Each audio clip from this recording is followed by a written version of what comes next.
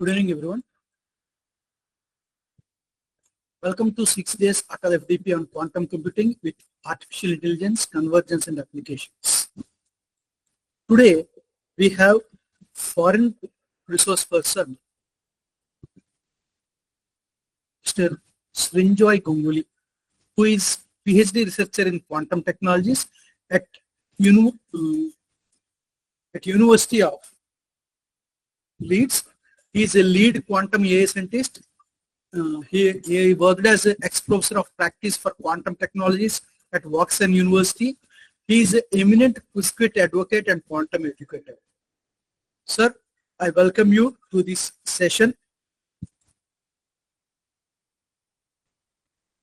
Please. Thank you so much, Dr. Murthy. Am I audible? Yes, sir, you are audible. Now you can start your session, sir. Yeah. Thank you so much. So let me begin without a delay because I have some other commitments. But like if there are any doubts and if there is anything please feel free to ping me. I will just drop my contact details at the end.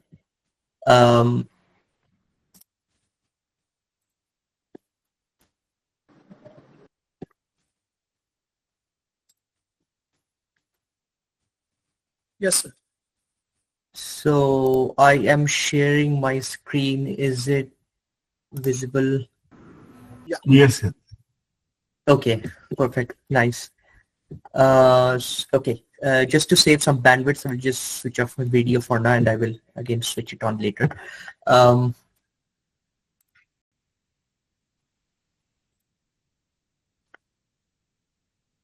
It's visible, right? It was visible, now it's gone. You can share again. No, it's not visible. Okay. It's not visible. Okay. Interesting. Is it visible now? Here it will show, sir.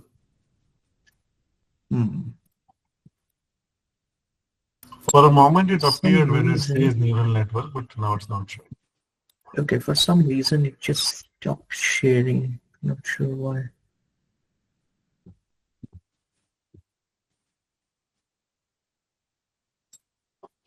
Yes, you have to present, share my screen anyway. Yeah. Yeah, maybe now it's visible, I think. No, again it has gone. It's gone? It's gone.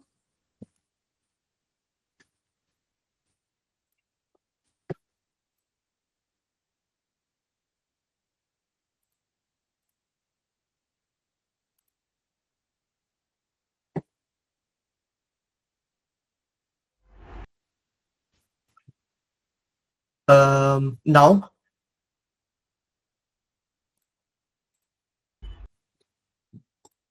Now? Yes, sir. Yes, sir. No, it's okay. And now? No, it's gone. Again it's disappeared.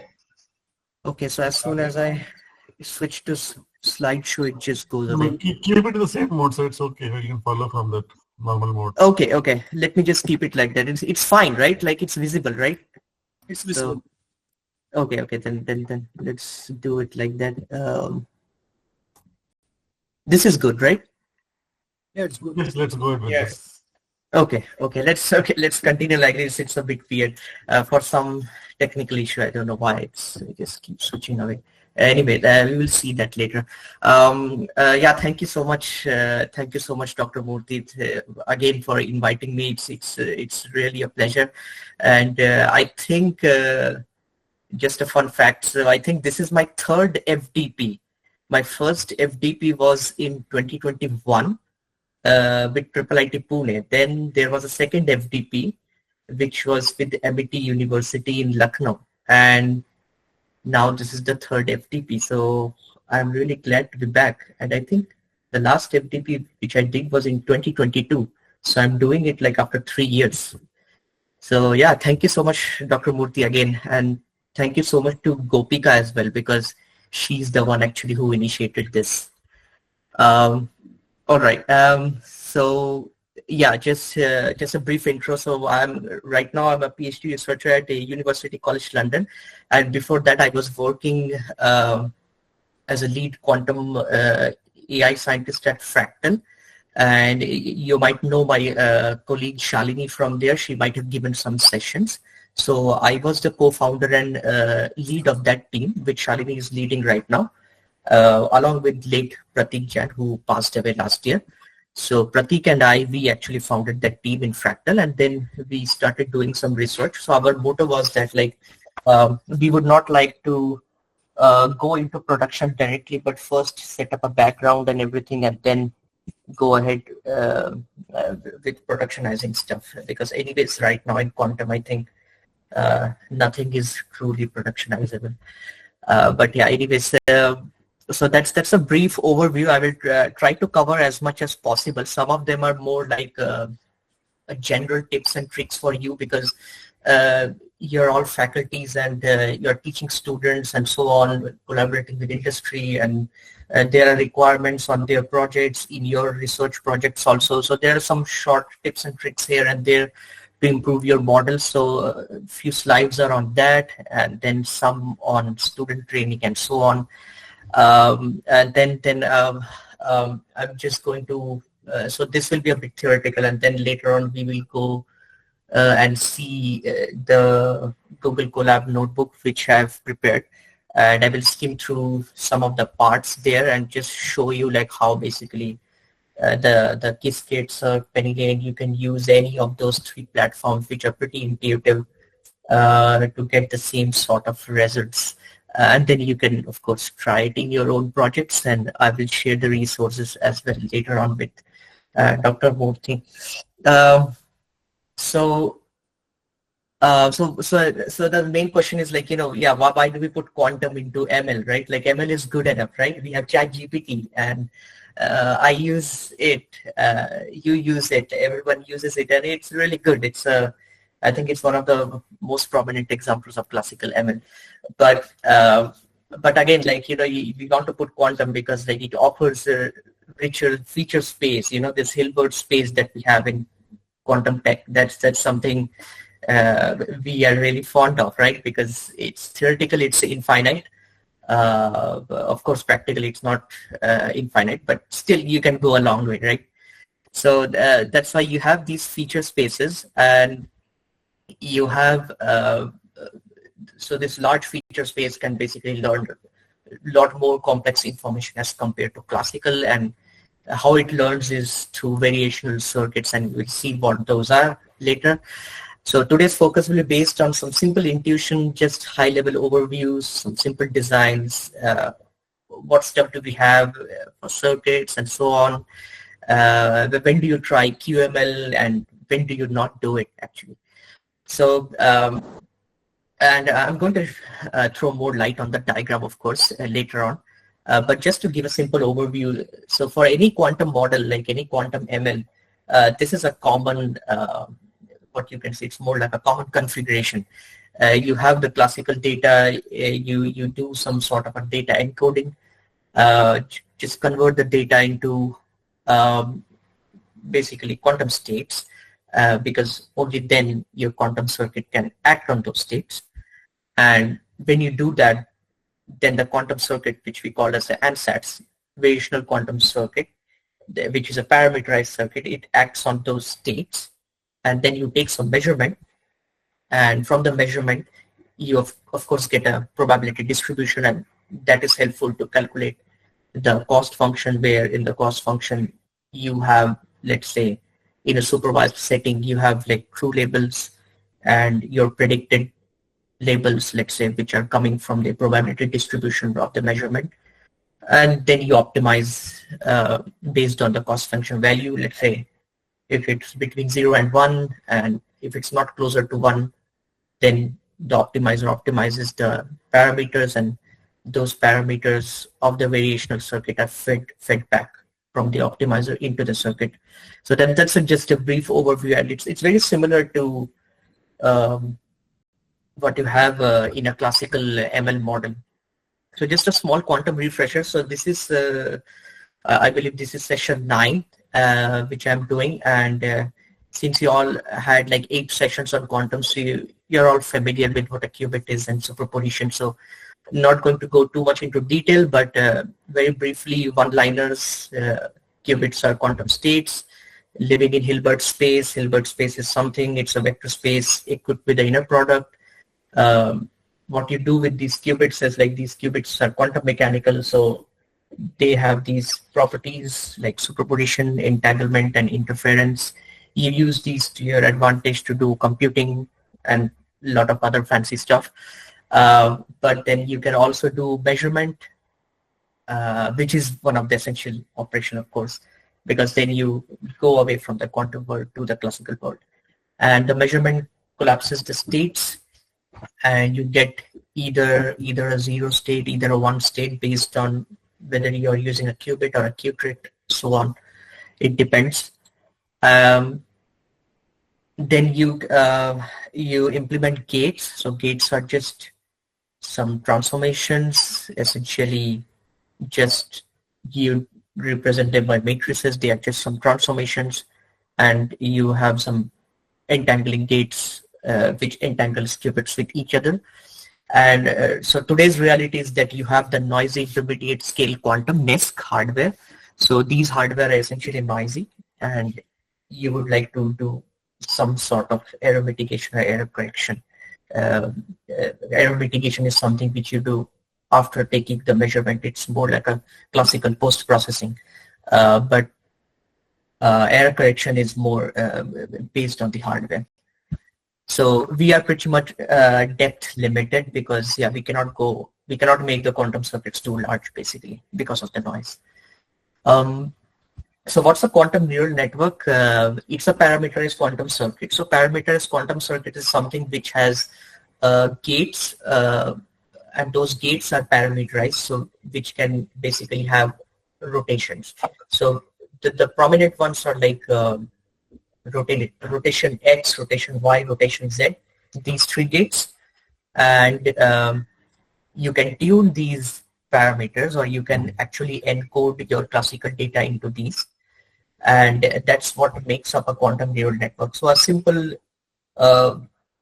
parameterized quantum circuit is also known as a variational quantum circuit, which I showed you in this diagram. So VQC or the PQC, that's what we call.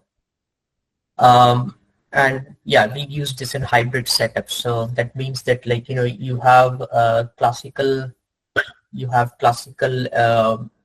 computers which are in hybrid with the quantum computers, because if you see, like, this part, the ANSAT's variational quantum circuit, so this part is like completely quantum till measurement, but then afterwards, then cost function optimizer, then you switch to a classical computer especially to do those things.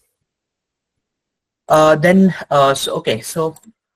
what are the different sorts of parameterized quantum circuit do you have? So there are a few which we use in the academia and in industry. We use it both, and I have given some examples here. So some of them are like the real amplitudes and SAT. So these are just names, and I've defined in this table, and you can take a look at these material like when I share with you. But basically what you do is that, like, you have these single qubit rotations. So either the RX gate, RY gate, RZ gate, and you have some entanglers. That's it. So typical gates, if you see, they are like RY, RZ, and some CX or CZ, the control X or control Z gates. And the parameters basically scale in the order of n. So here small n is the number of qubits, basically. And you have these trends. So basically this real amplitude is shallow. So what that means is that the quantum circuit is not very large. It's device friendly, and it's also strong, and it's a default ANSATs we use for quantum neural networks. But like one of the disadvantages is that it can get barren plateaus, and we will see what that is. So in order to avoid that, we keep the circuits shallow. We cannot make it too deep. And there are different implementations available in Qiskit, PennyLane, Cirq, etc. So I've given some links here. So it's good. So this list is going to be very helpful for you because you can try different ansatz for your quantum neural network model and see which one performs well. So the example which is given here is the 2 local. So 2 local is like alternating rotation layers and entanglement layers. They have customizable patterns, and again you can mix 1 qubit and 2 qubit gates together, just very similar to real amplitudes. This is also pretty flexible, very easy for prototyping. Again, you are building some basic project, you can quickly check with 2 local if that works or not.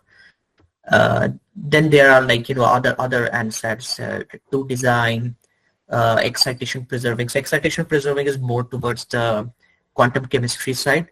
If you are working on some quantum chemistry project, then I recommend using the excitation preserving. But then you have other ones like circuit-centric classifier, which are also like amplitude or angle encoded input. So we will see what encodings are, of course, how you actually convert your classical data into quantum. We're going to see that next. And that scales polylogarithmically with the number of qubits and very parameter efficient. So also it's a bit latest, so you might not find implementation, but I don't think it should be too difficult to implement in PennyLane or Qiskit. I think you can just make a simple function to do that. And then there is another one, data re-uploading, PQC, parameterized quantum circuit. Again, you can use different rotations. So if you see, like, it's a general pattern basically. If you observe carefully, it's more like you have these rotation gates and you somehow cleverly arrange them in a certain way, and then you see that, okay, like, now I have a certain pattern which I can use for my project. So it's just a clever arrangement of these gates and then giving them some different names just to differentiate each of them. Similarly, I have some other tables, so you can take a look. So there are some more structured and hierarchical ansatz, and these are more like task inspired. So these are not very general like how we saw before. These are more like, for example, QCNN is like quantum convolutional neural networks. So you all might have worked on convolutional neural networks from ML. So this is just a quantum version of that. And again, like, it's the same pattern. You use the entangling gates like CX, CZ in a clever way, and you use the single and 2 qubit rotation gates, the RX, RY, RZ. And very good. It's very good because it gives you a structure. So now it's like it reduces your headache of like choosing random layers and so on, or making your own, because now you have a more structure pattern in this. Then you also have some tensor network based models as well, the TTNs and so on. And they also look very much like the classical TTNs actually. If you see the images of those ansatz, you will see that even the QCNN also actually, if you see the image of the circuit, it actually looks like the classical CNN. So very strongly inspired from those. And then there are some others ansatz, basically QAOA, style learners, and so on. Then there's more ansatz, again, very much task specific, like generative models, like QCPMs. So this is again inspired from the classical, like, the Born model. And then QGAN, you might have heard, like quantum generative adversarial network. So again, from the classical GAN. So there also you have these circuits, but each of these circuits, like, have the same sort of gates being used, RX, RY, RZ, and CX, CZ, or any other sort of entangling gate. But they do have, like, have it in a very structured way. So you don't have to think about randomly putting ansatz. And then you have some maps. So these are like a more like data encoding circuits. So basically you use them to convert your classical data into quantum, and we are going to see that now. What are the different encodings? So this is like the ZZ feature map, which includes entangling layers like CX gates. The Z feature map does not have any entanglement, so it only uses rotation gates like RX, RY, RZ. And then angle embeddings, of course, use RX, RY, RZ because they are the rotation gates and they encode angles. I would like to ask, is there any doubt like till this point? Is this clear? What we are doing, is this fine?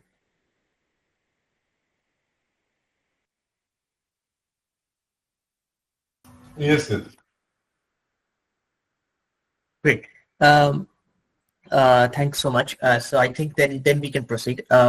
So these are some of the different ways of encoding classical data into quantum states. So this is the basic one. If you see, like, this is a screenshot I've taken from the IBM documentation. And if you see, like, if you have a state, let's say a 3-qubit state has like a 3-qubit has like 2 to the 3, like total 8 states. So you just make a simple vector with those bases. So the basis starts from like 0, 0, 0 and it goes up to 1, 1, 1. So if you see here, like, the 0, 0, 0 is having 1 upon square root 3, and then 1, 1, 1 in the end also has 1 upon square root 3, and then here you have like I think this is 101 state. So 101 has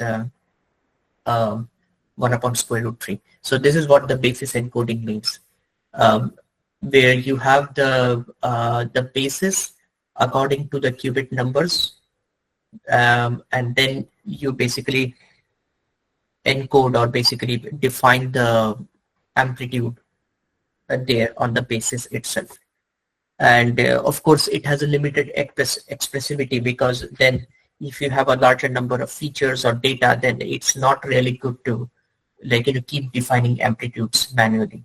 That's very inconvenient if you see. And then the other one, which is very popular and is used in industry and in academia also, is angle encoding. It just maps the features into rotation angles, so you can have any sort of data, and the data you can map into these angles. Chandrika గారు వాళ్ళు tiffins Sorry. వీళ్ళని drop అయిపోమన్నా వీళ్ళని అంటే మరి వాళ్ళకి Sorry, any Unfortunately, doubts? somebody has on. No. Somebody has put on. I switched off. I muted. Oh, him. okay. Okay. Thank you so much. No worries. That's fine. Yeah. So in angle encoding, like, so let's say if you have like few data points, let's say 0.5, 0.6, and you can just encode them with RX or RY gates. It's pretty straightforward, and that's why this is one of the favorites of many people. But then even amplitude encoding is also really good, like where you can actually encode the data points as amplitudes of your qubits. So this is just an example of like how it looks like, and of course it's showing the decomposed form. So now it depends, like, what sort of encoding you would like to use. Sometimes when you do not know like what to use, and if you're confused between amplitude and phase, usually the angle is good, the phase is good. Even the amplitude also good, but then you can also use some feature maps, what we call, and they are more generic. So you can use like, just have your data vector, and then you can just encode it with the help of these feature maps, and it will automatically assign those values in your data vector to these parameterized gates. And this is very convenient, because when you don't know what to use, then these are very helpful. These are engineered circuits, and they have entanglement as well. So if you remember, like the Z feature map, it was only having single qubit rotation we saw from this table. only rotations, and ZZ feature map has entanglements too. And if you see this table, we saw angles with entanglement terms. So yeah, these are pictorially like what it means. Then there is another one, efficient FC2 ansatz as well. That also has engineered entanglement layers and Pauli feature maps. So Pauli feature map is like a more generic version of these ZZ feature map. It's a more general basically, and you can kind of customize it according to your own requirements. So that those are some of the encoding schemes that we use to convert the classical data into quantum states. I've just put it into a table so that it's easy for you to understand which one you would like to use. So for angles, if you know it's linear time data encoding, it gives you shallow circuits which you want for NISQ hardware because it's noisy. So you don't want really deep circuits, but it has limited expressivity. So you always have some sort of a trade-off, you know. And mostly people do not use basis encoding. It's like really for some very simple projects or just some toy demos if you would like to show to your students how the things work. But mostly we do not. Mostly we go with either angle, either amplitude, or the feature maps, which are like the general ones. It's just really helpful. You don't have to think about anything at all. So yeah, so these are some of the encoding, like how you can encode the classical into quantum state. And once you have that, so in this block now, so once you have that, then you go to ansatz. And we have also seen what are the different sorts of ansatz. So we have seen these things. So we have seen these 2-3 things, these measurement, ansatz, what sort of different ansatz you can use. All those previous tables which I showed you, these are all different sorts of ansatz which we saw. We just now saw the data encoding stage, what sort of mechanisms you have to encode classical data into quantum. The other parts are basically classical, so I'm not going to touch so much upon them, but I'm just going to briefly just tell you. So, and I think already mentioned this in the beginning, that you have these data, you get those circuits, let's say the feature maps, it encodes the data into quantum, then you run your variational circuit, get the measurement, get those distributions, probability distributions into the cost function, and the optimizer is going to optimize or adjust the weights of the parameter quantum circuits. So the weights here, so what I mean by weights here are basically the rotations, basically the values which you have in the ansatz, which are modifiable, which are variational. So that's the meaning of variational. Variational means like parameters which are modifiable, essentially. And rest of the stuff is very much like classical ML. Now, how would you, so from here, like we go into a little bit like, you know, these are more general slides. These are more like, can help in your own projects. Like, you know, how would you design a good QNN? So as we discussed, we keep circuits shallow. We don't want to make them too large. Then you face a lot of noise and you face Barrett-Plato's problem. We will see that after this. So it fits on real hardware. So you aim for smaller qubits, 2 to 8, 2 to 3 entangling layers, you know, the C0s, just 2 to 3, just smaller ones, you know, not too high-fi. And you can also use the native gates. So you can decide on this basically based on your hardware which you are using, whether it's superconducting circuits or neutral atoms and so on. But it's up to you. And you can cut C0s too, of course, because C0 cutting is more like the optimization step. And IBM, I think the Qiskit already has some nice optimization steps too. And you can reuse the blocks to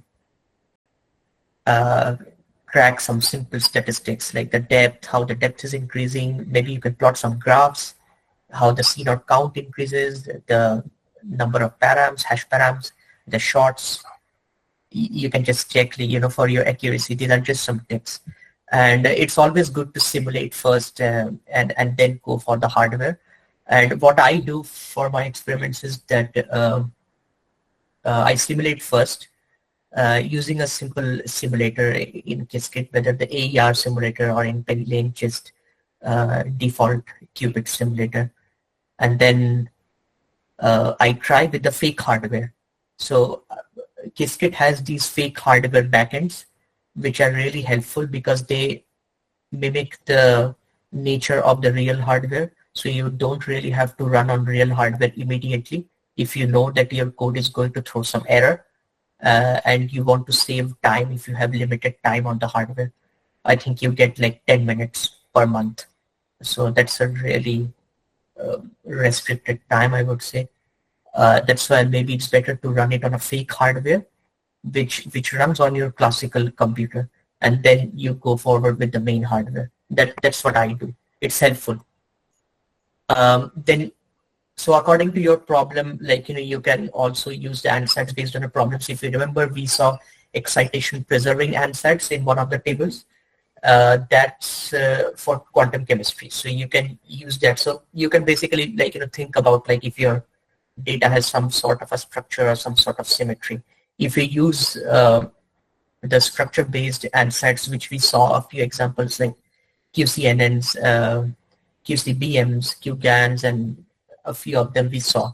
It's nice. You can run using those and check how it performs. Otherwise, you can also go for the general ones, the real amplitudes, two local, those kinds of things. And it's just a matter of observing which one works well with you. Initially, you might have to benchmark and find out that which one works well for your data.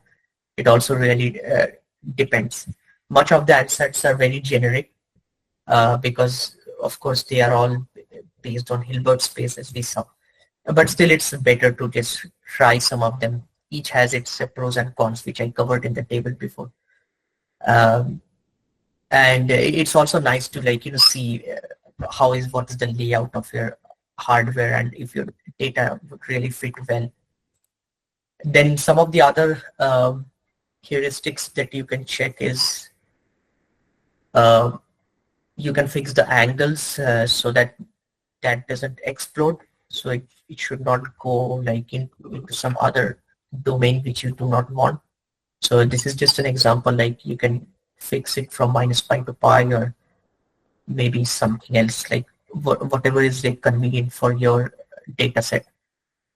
And you can also add some decays so that your data doesn't overfit because again so one of the things which is helpful in QML is, especially on NISQ hardware, is that these algorithms are all hybrid quantum classical algorithms. So they kind of take advantage of the noise which you have on the noisy hardware. And that's how these were defined, because if you have some sort of noise, then they try to reduce the noise actually with each optimizer step. It's kind of helpful and it's noise aware training, that's what we call. And variation algorithms are actually good at it.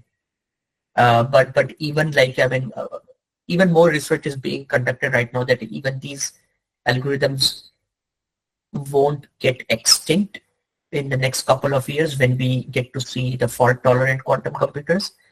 Again, because even if, let's say, you have a fault-tolerant quantum computer and you do have logical qubits, which are the perfect qubits, and that's what we want to build, still you would like to switch between classical and quantum. It's still very helpful. So yeah, it's not going to go away anytime soon. So those are some of the tips, and then you can check for trainability, whether your gradients, when you train, your gradients should not go to 0 per epoch. You can keep checking the gradients. If they're becoming really small, that means you are hitting barren plateaus problem. So barren plateaus is just another name given, but essentially is the vanishing gradient problem from classical ML, where you have a really, really large, let's say, layer of CNNs or or like recurrent neural networks, and then when the back propagation happens, like when you basically propagate the weights back into the model, and if the model is too large, then that weight update does not take place because the gradients which are multiplied by that weight as a scaling factor, those gradients have become too small. They are in the order of like 0.0000 something. So that same problem that you have in classical is having a name which is called barrel plateaus in quantum, basically. But it's the same kind of thing. So again, to improve on those, like you can try some simple measures like slowly grow the depth, have more structure and sets, try different sorts of optimizers, and maybe some sorts of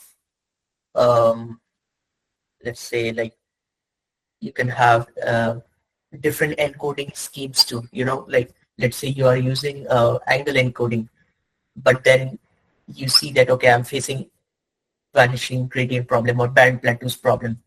Then you can of course change your encoding scheme too. And it's also good to have, apart from lesser depth, it's also good to have like lesser breadth, you can say. So depth is like the horizontal increase, like it's like the number of gates that you have like horizontally when you imagine your circuit. So it's like here, if you see, like this has a larger depth, right? Because you have several layers of these gates. You can count like this. So this is like 1, 2, 3, 4, 5, and so on. So these are like layers if you see horizontally, the number of gates. And then vertically, so if you see vertically you have number of qubits. So that's what we call as breadth. So for band plateaus, we also see like, if the breadth matters, because if you have features and each feature is, let's say, a dimension, then usually you encode like each feature as a qubit. So let's say if you have like 6 features, then you have like 6 qubits. And when you have 6 qubits, then the breadth of the circuit increases. And the depth will increase when you have, let's say, a lot of layers of ansatz, repeated layers. So that's when the depth will increase. So you would like to have both of them low, just in case, like, you would like to avoid band plateaus. And yeah, so that's I mean, I actually already explained what band plateaus is. So this is just a graph to show you, if you see, like, just for each of the gradient variance, like how it varies. If you see with the number of layers, basically it kind of flattens out these curves. And with the layers, if you see with L layers, it basically grows and it flattens out. So your gradient essentially becomes 0 and it's no longer changing. So let's say it's stuck at 0.0001 and it's no longer changing. So that means you are multiplying that gradient value with the weights that are given by your optimizer, but you keep multiplying the same value over and over epochs, which is not really helpful, right? Because then you are not learning. You need to have a changing gradient, and that means that you have hit band plateaus or vanishing gradient problem. So we talked about these, how we can mitigate these things: layer-wise growth, structured feature maps, symmetries, take advantage of data symmetries if you have, through preprocessing and so on. And some of the good initializations are like you can set blocks so that it avoids plateaus, so you can have like different circuit blocks. Here I've given an example of identity, but you can use some other gates as well, like some Paulis maybe, and check, like, whether that's helping you reduce the band plateau problem. And you can use different sorts of cost functions as well, because so QML is very similar to classical ML. The only part which is quantum is only this part, variational, this ansatz part. After that, everything is kind of classical. So mostly we deal with that part. the circuit. And that's why, like, you know, all the other things which you can use, you can always just tweak them, just as you would do for a classical machine learning model. So these are some of the things. Any doubts so far?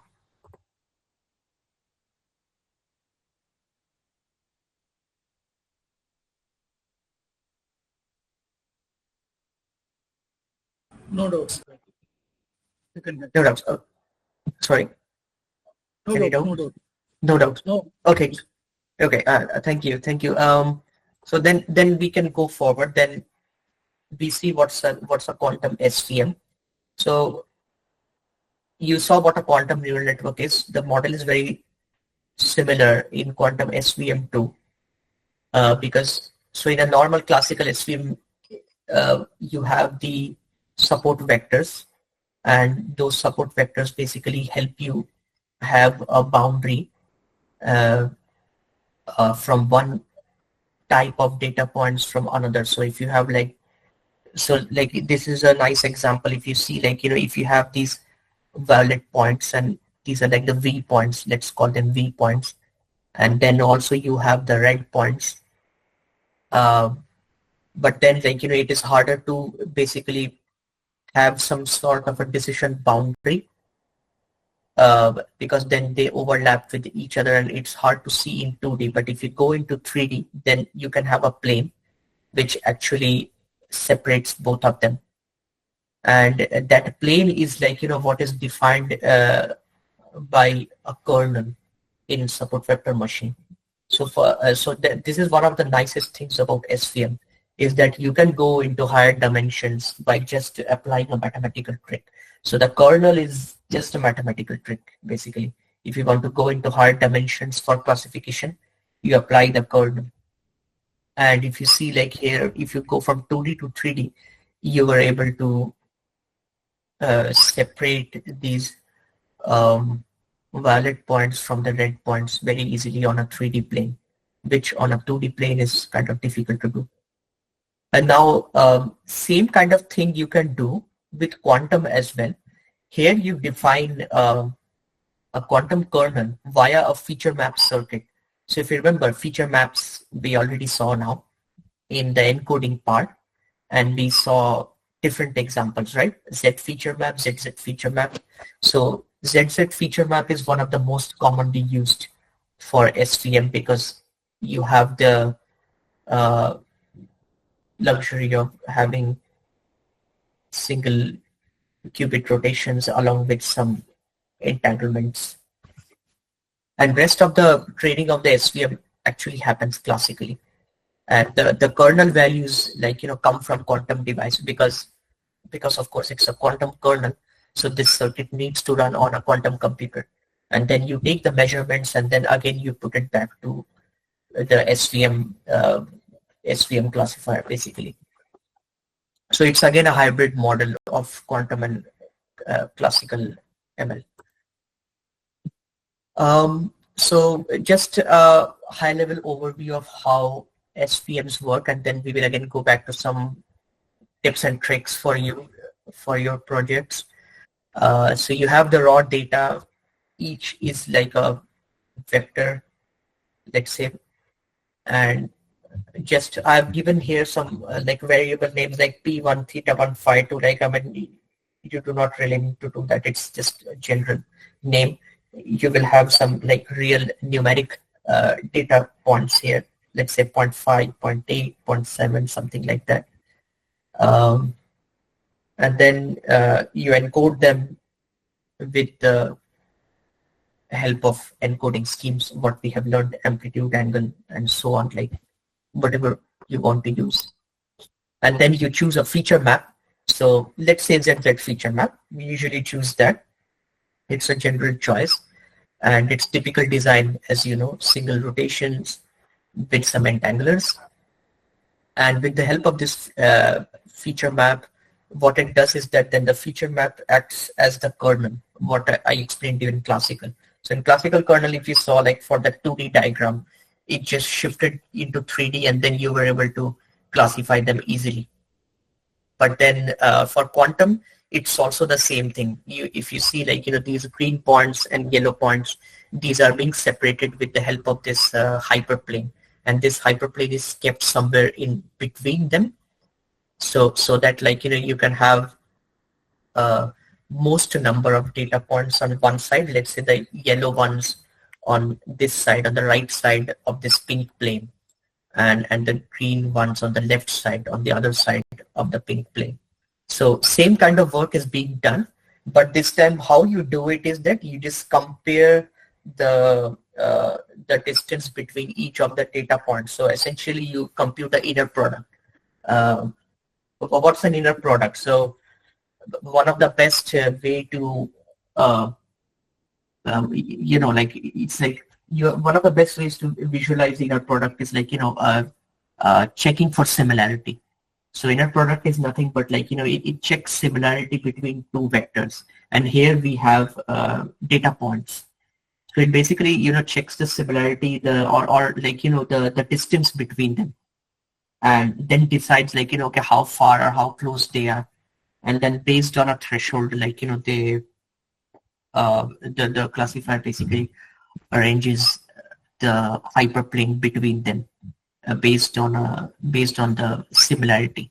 So that's what a feature map is. So it gives the data to quantum states, and for each of these quantum states, it measures the similarity metric. So like that's one of the best. It's also, I think, one of the best ways to understand the inner product, I feel. So like if you explain like Hilbert spaces to students, it's also nice to say them that like you can use it to define similarity or distance between these quantum states and check how different they are from each other. It's just a way of checking, or I should say like better word maybe, distinguishability. I think that would be a better word. Distinguishability of states. I think that's a better word to define it. So that's what you do with the help of these things. And different classes have, so if states are from different classes, you have a smaller overlap, and SVM can separate them with a hyperplane. Then you define a quantum kernel where you take these points, and again, as you see, like this is the norm square of the inner product, again the similarity, and you do it by preparing these states. You apply the feature, the encodings, and measure the distribution. But after this process, like, so this runs on a quantum computer, and of course, like, you get the measurement outcome as probability distribution. But after that, like, the process is very similar to a classical SVM. So basically you take, so from the quantum kernel, you find these values, right? If you see K of xi, xj between two data points, which I was explaining you, the similarity metric. You take those values basically and start forming a matrix, which you called as a gram matrix for each of these training points. And because then it helps you, like, it's more like a collection of all these quantum kernel values over your data set values with the labels. So this is just for a simple example, a binary classification, let's say -1 +1. But of course you can expand the model and so on. And then once you have that, like, you can use it to solve the soft margin dual. So again, this comes from classical SVM. So if you remember, like in classical SVM, what we do is that we form a convex optimization problem, right? With an objective function. So if you see that such that is there, so such that, like, alpha I, so alphas are basically your support vectors, y's are the labels which we saw before, y's. So yi, yj, so for different labels, and for the matrix kij, the gram matrix which we formed before here, you get to solve this objective function, which is like an optimization problem to extract the bias b and the support vectors with the help of KKT conditions. So I'm not going into too detail about what KKT conditions are. KKT means Karush-Kuntukar. So Karush-Kuntukar is our set of conditions which we use in convex optimization. It's a standard way of us solving the SVM problem. You will easily find that in any textbook. But here I would like to emphasize one point is the bias B and the value that you get. So the matrix that you have here, it's like, it's with the data points. Like, so if you remember so let's take a simple example. If you remember a straight line, a straight line is mx plus c, if you remember. So c is the bias. If you remember, like here c is the bias basically. So let's say we call it mx plus b, and m is basically your matrix, the gram matrix which you have. X is basically your data points which you have right now. And now you get these values by solving this optimization problem essentially. So that's what you are doing. So you are solving for those values where, if you remember, for straight line, M we used to define as slope and C was the distance from the y-axis. So here also, like, you are doing something same. Here, like, C is replaced by B. You are calculating the bias parameter and you have the M which you have. And now you are trying to recover the bias with the help of, by solving this optimization problem. Because then you get to see, like, based on your bias, like, how you have to adjust your line. Let's say, like, if you have a straight line and there are, like, some data points on left side and right side of the straight line, you are basically, what you are doing by recovering B is, like, you are trying to manipulate that line, its distance from each of those points, so that it comes in the middle, just like how you have it in the quantum Hilbert space. This is a 2D plane, but you can imagine also as like a straight line. If you see, if you just have a straight line from here, then that straight line is basically your mx plus b, that one, and you are trying to get those parameters for this straight line so that you can have a maximum margin classifier, so that you have maximum margin between the data points, which means you have the best of the best classification between those data points.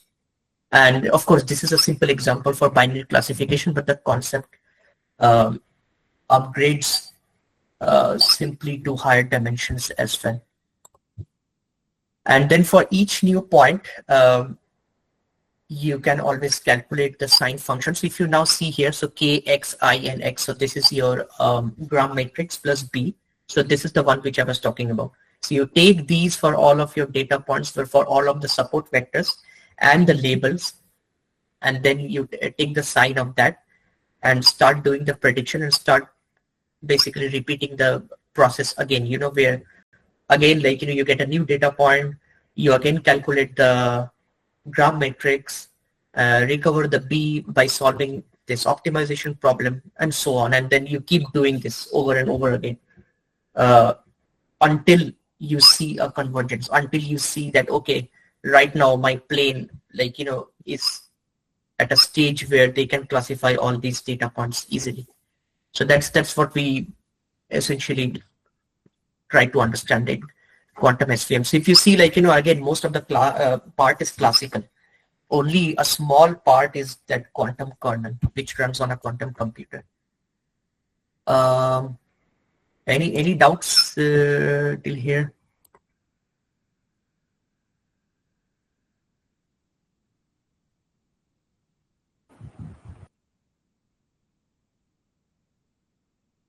No, sir.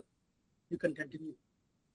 Okay, perfect. Thank you so much. Please feel free to ask any doubts if you have, like, and like, you can always also get in touch with me later on. So okay, so I'm just hello sir, excuse sorry me.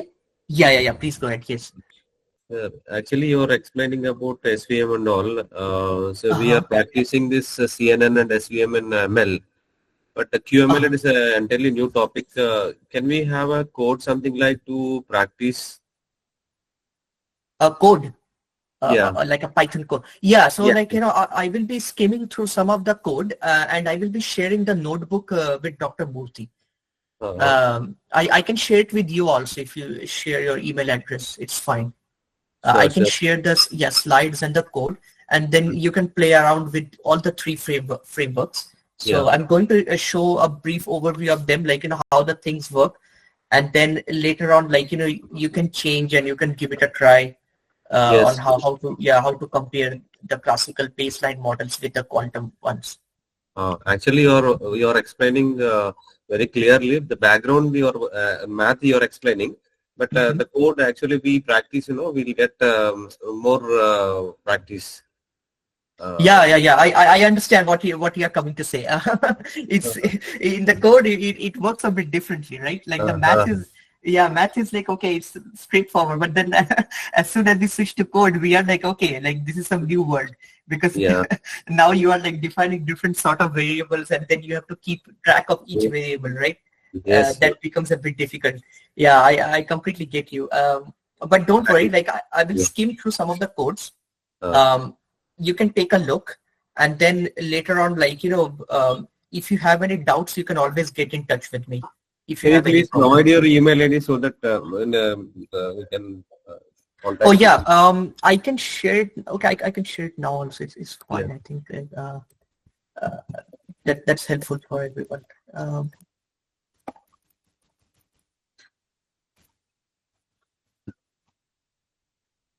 So.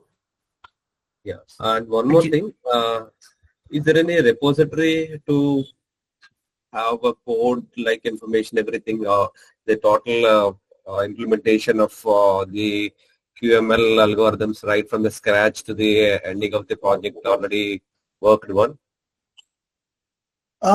So right now, I mean, actually I was supposed to make a course on Udemy on QML, which would have been like, teaching the from scratch thing which you are talking about. I had this idea about like 3 years back, but I was not able to work after I joined the company. Then I got busy with that research. Maybe later, like, I'm just in a process to switch some visas and so on. So if I get a better visa, I'm thinking to like launch a course on Udemy later, which will be on QML. But apart from, sorry. Yeah, please carry on. No. I was just saying, like, apart from that, like, I think for now, I think PennyLane tutorials are really good. But if you follow them in a certain order, I can define the order also for you later, like how you should follow each of the tutorials, because there are a lot of tutorials on PennyLane, and they kind of mix beginner, intermediate, and advanced all together. So it's kind of hard to understand, like, how you should go step by step. So maybe I can define a sequence, and then if you go in that sequence, for that it would work. And then when my Udemy is launched, I can share the course on LinkedIn and with Dr. Murthy also, then everyone can get access to that later. Yes, that would be better for our research, because, already we are into this ML and DL. But QML is a quite different one, so I'm just searching how to actually start, where to start. It's a big question mark in this situation. Yeah, like, don't worry, like, I completely understand what you're saying. When I started, like, around 2020 or something, it was also like, I mean, at that time, PennyLane was like really new. Okay. And they didn't have so many things going on. It was like, it was at a basic stage, and it was hard to publish papers at that point in QML. Now it has become much more easy, because now PennyLane is very mature. Even Qiskit machine learning package is also really mature. Cirq as well. Actually, academicians not yet started, I think, outside the box. Academicians, those who are in pure research, they are doing this, but academic colleges and all, they are not that familiar with this. So if there is a platform, then definitely it will be a wonderful opportunity for us to do the research in this new field.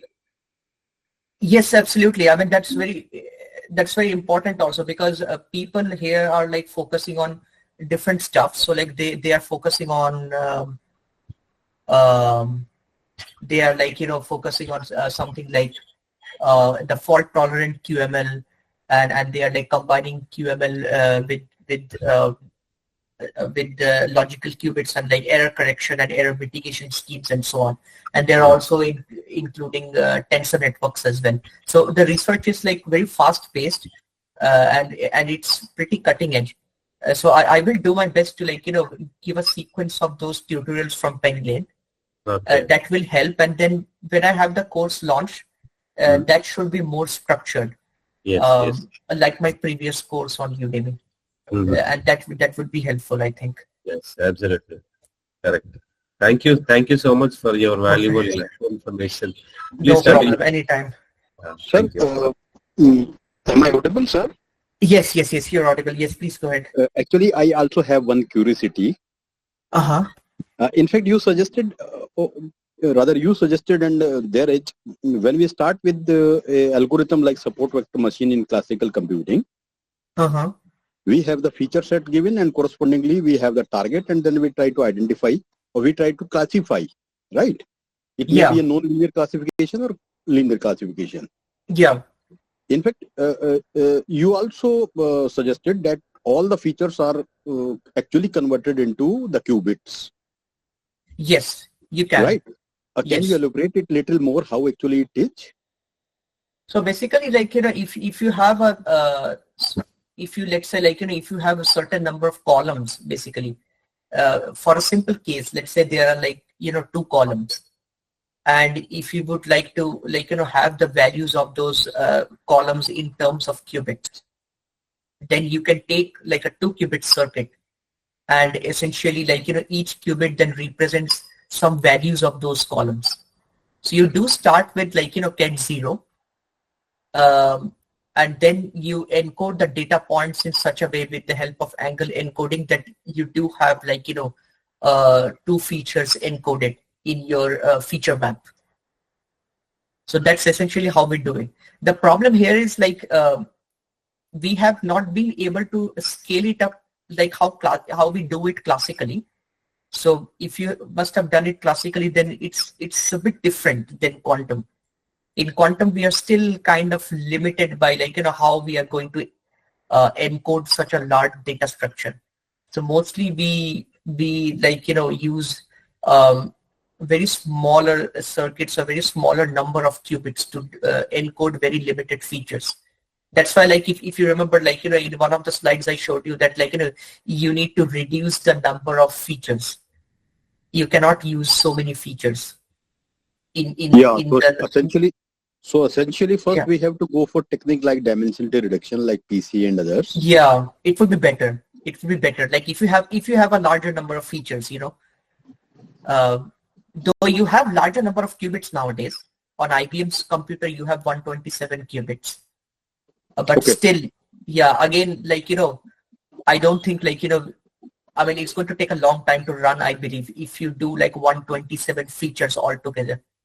So it will be always nicer, like, for scalability purpose also, it is always good to right now have like some sort of dimensionality reduction and then pick maybe some 6 or 10 features and then do like a 10-qubit circuit and check how it is actually doing. Because again, like, the breadth is increasing. And then if you're increasing the depth also, the number of gates as well, then you're going to get very noisy results. Yeah, that is there. Sir, can you help me in, can you help us rather in referring to some literature wherein we could find some examples onto it? So what I'm going to do is that after this session, because I have some other meetings to take care of, but like after this session, like, I'm going to share some resources with Dr. Murthy and maybe he can forward, or you can also get in touch in my email address. I just shared my email. Wonderful, wonderful. That will be wonderful, sir. That will be of great help. help. I have shared it here, like in the chat, like if you see. Yeah, that is there. Okay, I've seen. Thank you so much. Thank you so much. Great. Thank you so much. So, okay, that was a very nice conversation. Let's keep it going. So now we are going towards the end of this theory part. Okay, so this is just a table, simply like, which when. So like, if you remember, like in the beginning, we started with like, okay, what to use, when to use, and so on. And people are actually going with quantum SVM more than quantum neural networks because it has that nicer kernel feature and it naturally goes into higher dimensions, scales into higher dimensions. And Hilbert space is also higher dimensional space and so on. So that kind of matches. And because of that, people are exploring different sort of kernel mechanisms for QSVM right now. But but like, again, the differences are pretty clear right now. For training, it's you think about the barren plateaus and stuff in QNN. Here you have a optimization problem and kernel estimation. And for data set, like, the gram matrix, like that matters. So if your matrix is too large, then that becomes a problem for classical post-processing, basically. So again, like if you really want to process, then I would recommend have a GPU or have a GPU or something.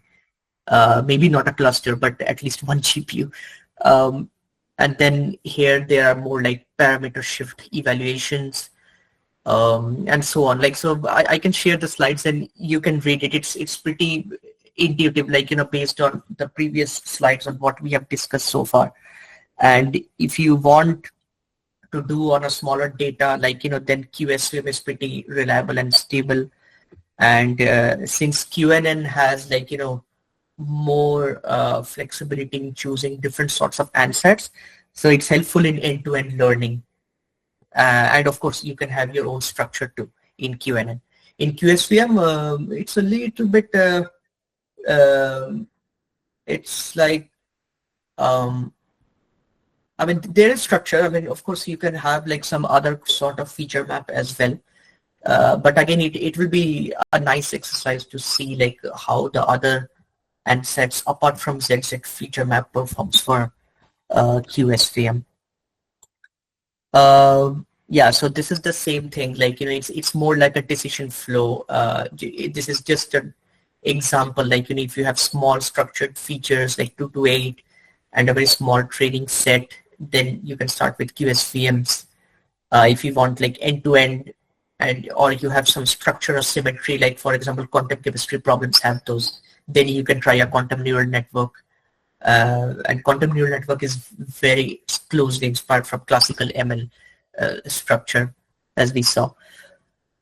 And then if you have, so I'm going to give you a list of some of the large, the models which I recently now explored for larger M. So M is basically the number of training samples, the number of data points, basically, how much data you have.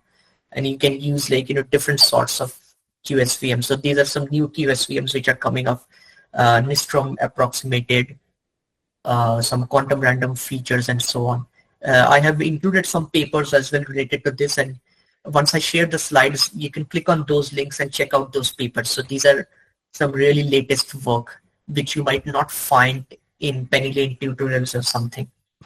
And always it's nicer to compare it with classical baselines, because I think right now, like, we have not reached a stage in quantum where we can only compare like quantum to quantum and forget about classical. Until we reach that stage, we are kind of bounded by comparing it with classical.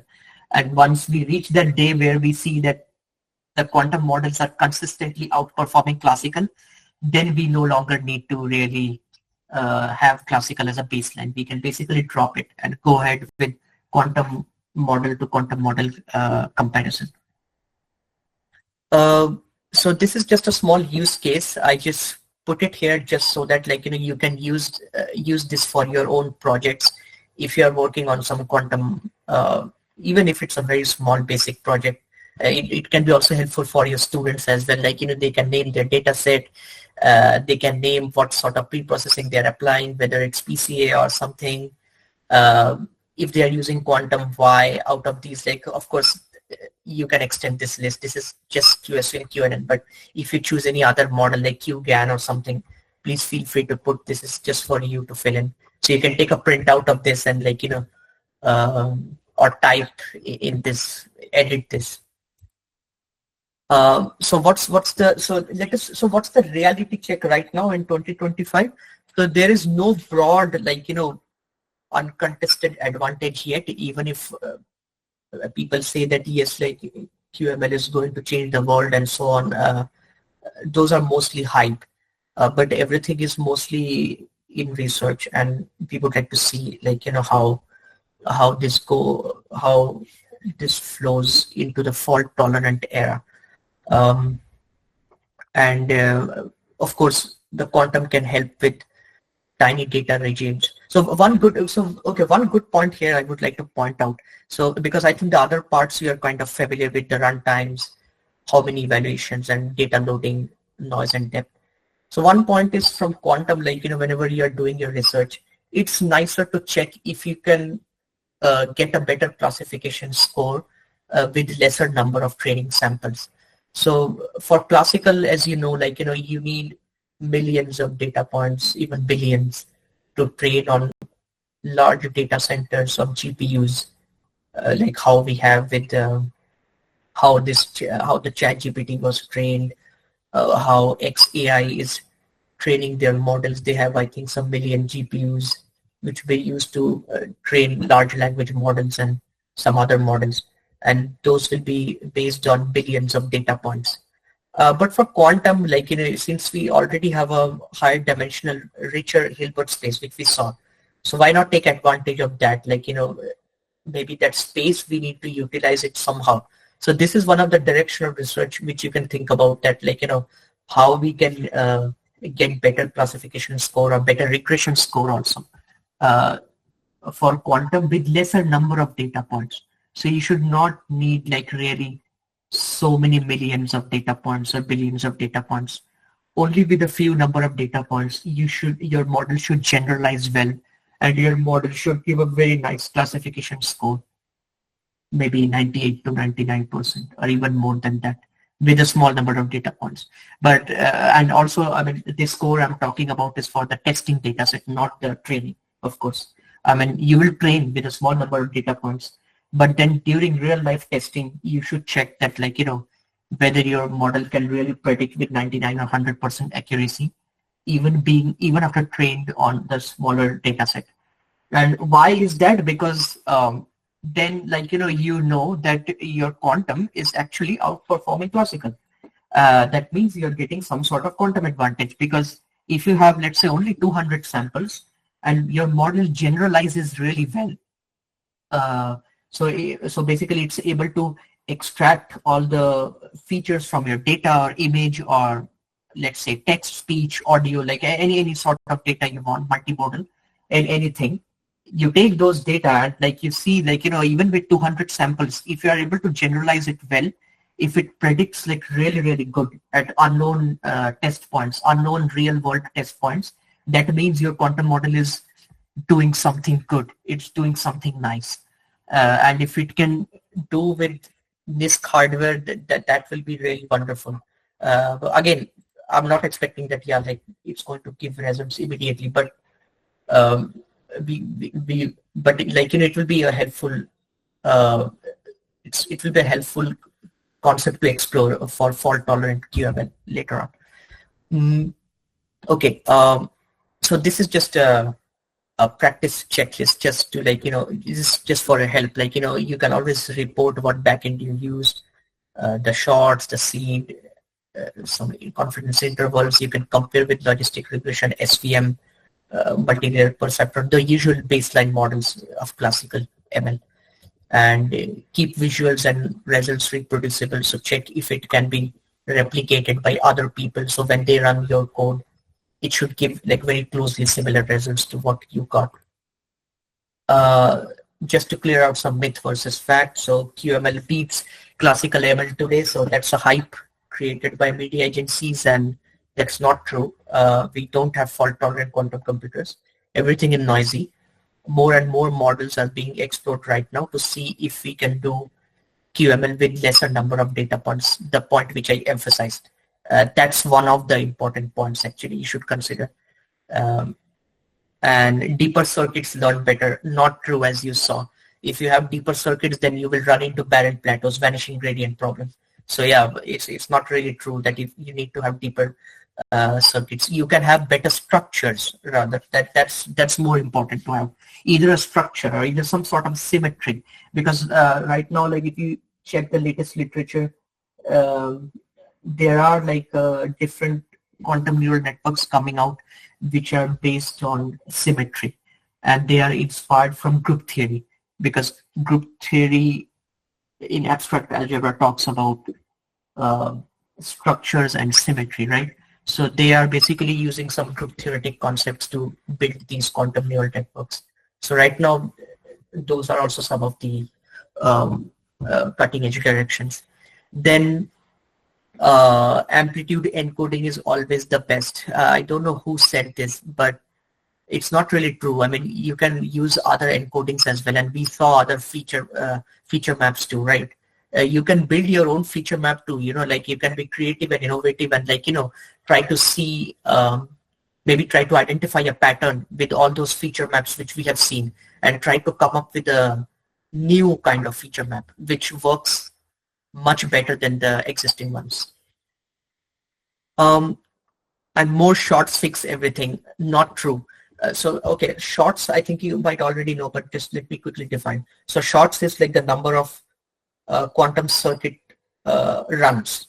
So like if you define, let's say, this circuit, let's say, this ZZ feature map. So how many times, like, you run this circuit to get the probabilities? That's the meaning of short. So let's say you can run it for, this is just an example. You can run it for 1,000 times. And let's say out of that 500, out of those 500 runs, you get a 0 outcome. And out of something like epoch. Yeah, something like epoch. Yeah, something. Yeah, I think that's the easy way to remember. Yes, that's correct. Thank you so much. Yeah, I think you can consider it like an epoch. Just run it several times and on the hardware and just see like what sort of probability distribution you get. So the point which I was saying is it's not like more shorts fixes everything. So you need to check really like whether that's helping or not, and that depends on your data, your model, and so on. These are some suggestions for students. Very general, like they can have like one seed value so that the results can be replicated, so that you can replicate and check whether they are doing correctly or not. You can have the shorts fixed, usually around 1024 or 2048. Those are some nice values. People do try with 4096 as well. So either 2000, 4000 shorts. You can record the backend name, like where you are running on your hardware and the version, and some transpilation settings. So these things are there in IBM and other frameworks as well, which you can easily record. Okay, there we have already seen this several times. Keep circuit shallow. Don't make it too large. Don't go too much deeper. Don't go too much broader. Keep it nice, clean, small, and check how much it's able to generalize on a smaller number of data points, just a few points. Check for C0 errors, reduce C0 counts, just some general advice which we have already covered in previous slides. And of course, include classical baselines as well, some confidence intervals, compare with classical models and so on. And and just log everything. Basically have your data saved in a NumPy file or a text file or something, so that every run you can record every run and check like what's happening. So these are some of the common pitfalls and some quick fixes. So if you over encode features, then that might give you deeper circuits, and then that will create noise. So just like you might reach barren plateaus and all those things. So it's always better to standardize, do dimensionality reduction. You can do re-uploading, so use the same sort of qubit multiple times across features. Lesser entanglement, because again too much entanglement gives barren plateaus. So again you need to take care of that. then device-aware transpile. So that's a feature which is available in Qiskit. So you can do the transpilation according to the device's layout. So I think this is for the parent plateau thing. So if you see the gradients, so you can keep track of gradient values and check whether the gradients, how are they becoming 0 or not, and so on, basically. So that would be a good way to check and try different cost functions, try different optimizers, just like how you would do in a classical ML settings, just to check, which one of them fits well with the answers. And yeah, another important point. So right now, if you remember, I told you that you need to have smaller number of data points, right? So this is also a nice thing to check. So when you ideally you would want that, of course, with lesser number of data points, you get a better generalizability of the model, which means your model can do really, really well on unseen real world data. But also be very careful that it doesn't overfits on your tiny data. So let's say if you see that on 200 sample, it overfits, you can increase it to 500 or 700. But the thing is that you should not have maybe millions of data points. I don't think that will make too much sense for quantum, because when you have a higher dimensional Hilbert space with you, why would you go for 1 million data points? So that's a good thing to check for. Yeah, kernel metrics too slow. So if you remember, we were building the gram metrics, right? So just be careful about that. Again, it depends on the number of data points, because if you remember, it was calculating the quantum kernel, which was the similarity metric between 2 data points. So if you have millions of data points, obviously the dimensions of the matrix will be million into million. So you don't want that. So better to just check for these common pitfalls, and we never know how we reach these pitfalls, and we keep frustrating ourselves that, okay, what's happening and why that code is not running. Now we are reaching towards the end. So here are some QML models. So as I mentioned you, there are some links, so you can click on these links and check the research papers associated with them. So these are some QML models that can cope up with large training samples updated till 2025 August. And you can check which one of these models works well for your project. I am pretty sure that some of them will definitely work nicely.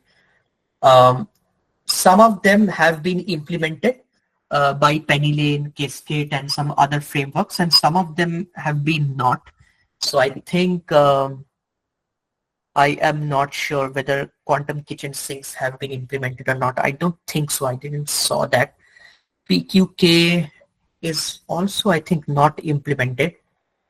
But yeah, but one of the ways, is to make these models and check with your data as well.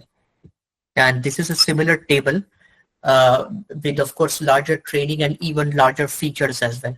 So you will see that some of them actually overlaps. So the Nistrom, QSVM, PQK, QKS, data reloading, QNNs, and amplitude encoding. So some of these stuff actually are really good for large training and larger number of features. So how large, that really depends on your use case. You should always give it a try because only when you try, then you know. You will get to have some idea when you read these papers. I didn't got the time to read all these papers. That's a lot of material for me because I am having some other works to do.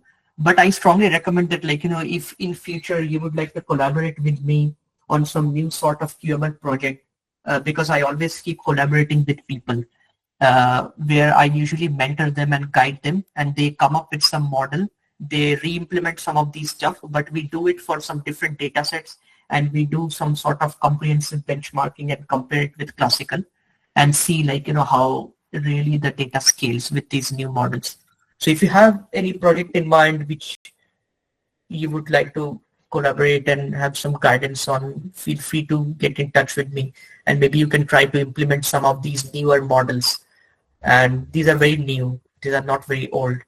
So it will be interesting to see actually how these perform based on the older QNNs and QSVMs that we have. Even QNNs and QSVMs are also actually not that old. I don't think I should say they are too old. I mean, it's QML research itself is hardly 8 or 9 years old. It's not like 30, 40, 50 years old. So we are still very new in QML actually. It's just 8, 9 years. So these are some guiding points for using the scalable models. And if you have like, so just some general points. If the training samples is large and the features is modest, you can always do a PCA and try QKS, quantum kitchen sinks, or Nistrom QSVM. If the features is large, always better to do PCA and avoid the re-uploading case, the re-uploading classifier, I think we have. So some of these basic points, like, and of course, if you have too many raw features, then the circuit depth at a certain point and the breadth both are going to blow up. And then without a quantum RAM, like, because you don't have a RAM, right? Because if you see in classical computing, like, you use up the RAM, right? Like when you have larger number of data points, they are like, they come from your SSD or HDD, and then they get it transferred to your RAM. And then from the RAM, like, it goes into the CPU or GPU for processing and so on. But remember, for quantum, we don't have a QRAM, so we don't have a quantum RAM. And also we don't have fault tolerance. So you will not see very nice results if you have too many features or too many data points. But one day it will come then when you will be able to get some nicer results. And we are reaching there fast. This is just some evaluation checklist for yourself. So nothing much going on here. This is just for, like, for a printout. You can take a printout of this and write down your points, what pipelines you use, what sort of things you're reporting. So very helpful for students, like, let's say if they are in an exam or not in an exam, or maybe, like, they are doing some research with you. They can just print this out and, like, show this to you that, look, I have worked on these and these are my parameters. So very helpful to have these, just like the other list which I gave you. So we are having impact. I showed you the scaling parts, what you can do. There are different embedding scheme, different models, different benchmarking schemes. You can control for noise and so on, domain-specific feature maps. And, like, you can always take a look at the hardware, its layout and so on, if you can get a better readout. Do some error mitigation, like, that's not a topic of this talk, but, like, it's nice to do some error mitigation later on, like after you read out, maybe just, have a function or something in middle, just before you feed it to the cost function. You just do error mitigation on your results and then feed it to the cost function. Then it's going to have much more better chances of accuracy. All right, I'm going to skim through some of the codes now. So just before I do that, just to mention fault-tolerant QML. So this is at the cutting edge right now. Soon companies will start to have logical qubits up to a certain extent. By 2028, 2029, I think after a couple of years, basically, you will have fault-tolerant logical qubits, which you can access directly via cloud. IBM will have, and other companies will also have. Then it will be nicer, like, these are some future directions, like, for which you can make models today and you can check with the fault-tolerant qubits later. And it will be nice to see, like, if the longer circuits work, like more depth and more breadth, and what sort of cost functions work with those logical qubits, and whether larger qubit counts are feasible. So that's another point. And then can you do faster estimation let's say you can use amplitude estimation or some other technique. And then new techniques are coming up like LCUs, like linear combination of unitaries, and quantum singular value transformation, QSVTs, for matrix operations. And those are quantum linear algebra. So basically you should be able to do some of the operations which you do on a classical computer, but you can do it on a quantum itself. So that it's more faster. So you should be able to do that more efficiently when you have like a proper fault tolerant quantum computer in the future. And hopefully we get to see QRAM, but if not QRAM, maybe something else, because I don't remember exactly, but I think I saw a paper where researchers from some university in Germany or somewhere, they have achieved something where you don't need a QRAM. You can do the processing entirely on the quantum computer itself. So if that is true, then that's going to be a pretty good breakthrough for QML, because then we don't need to do any QRAM saving, and we can directly have the data processed and loaded and computed on the computer itself. So yeah, and some tips like, how you would transition from NISC to FT path. So these tips are strongly recommended. Like whenever you do some research, maybe try to implement some of these. It's helpful, like your research will be future proof. Yeah, so that's the summary of this session. If there are any doubts. Sir, what is the status of QGAN models, current status of QGAN models? I am not fully sure. I mean, what I saw last time was that QGAN was used in quantum chemistry. I mean, we did a project some 2 or 3 years back. And even recently also they have been using QGANs for, they are using it for, some molecular property prediction and that sort of stuff. They are more like, application based. They are also trying to use QGAN for finance data sets as well. But one of the latest models which came out just last year, it's known as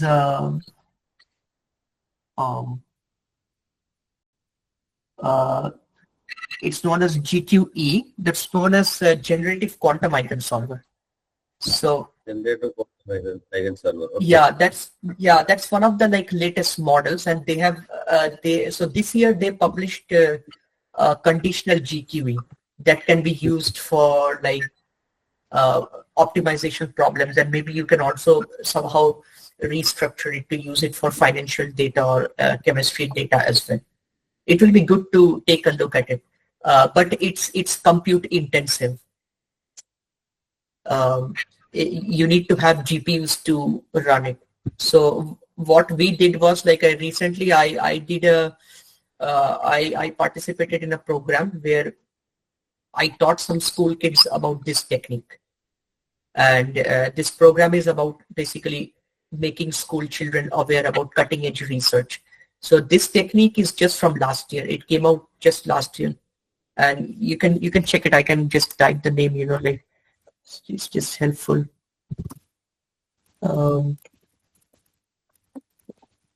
Eigensolver. Okay. So yeah, generative quantum eigensolver. Generative quantum eigensolver. Okay. And one more doubt, to know about the molecular vibrations and to guess the molecular properties, is it advised to apply VQ, vibrational quantum eigensolver? Variational quantum. Yeah, you can of course apply VQE, and you can also try GQE. GQE is new. So the main paper actually compares VQE and GQE, and they show that that GQE is performing better than VQE, because what you do is in that model you basically generate quantum circuits, and each of those quantum circuits predict ground states. Mhm. And then you take a average of those. Okay.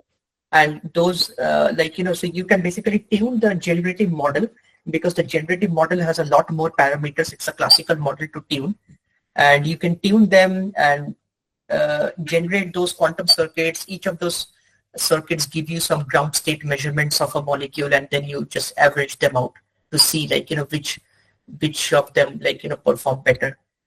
Mhm. So that's one of the good ways to check. Okay, sir. Okay. Yeah. I'll mail you regarding this. Thank you so much for giving valuable information. So for further suggestions and guidance, I'll mail you, sir. Yeah, absolutely. I mean, please feel free to mail, because I have a bit of a time constraint. So I think I will get started by just going through the code. I have already ran it before. Because it was taking some time to run. That's why I just ran it in advance, just to save time for us. And I'm just going to I might not be able to go line by line, but at least in the beginning I will just show you how the things are actually working. And later on, when I share the code with Dr. Murthy, it will be helpful for everyone. Okay. Thank you. We will wait for your free time, and we will not disturb you. No disturbance. It's just a bit busy, because I've just shifted to a new place, and I was living in other part of London, and now I'm in some other part of London. So I'm still getting adjusted, and there are some meetings and so on. But you can always mail me or get in touch with me via LinkedIn. Talking to you like this is a great opportunity for us. Thank you so much, sir. Same.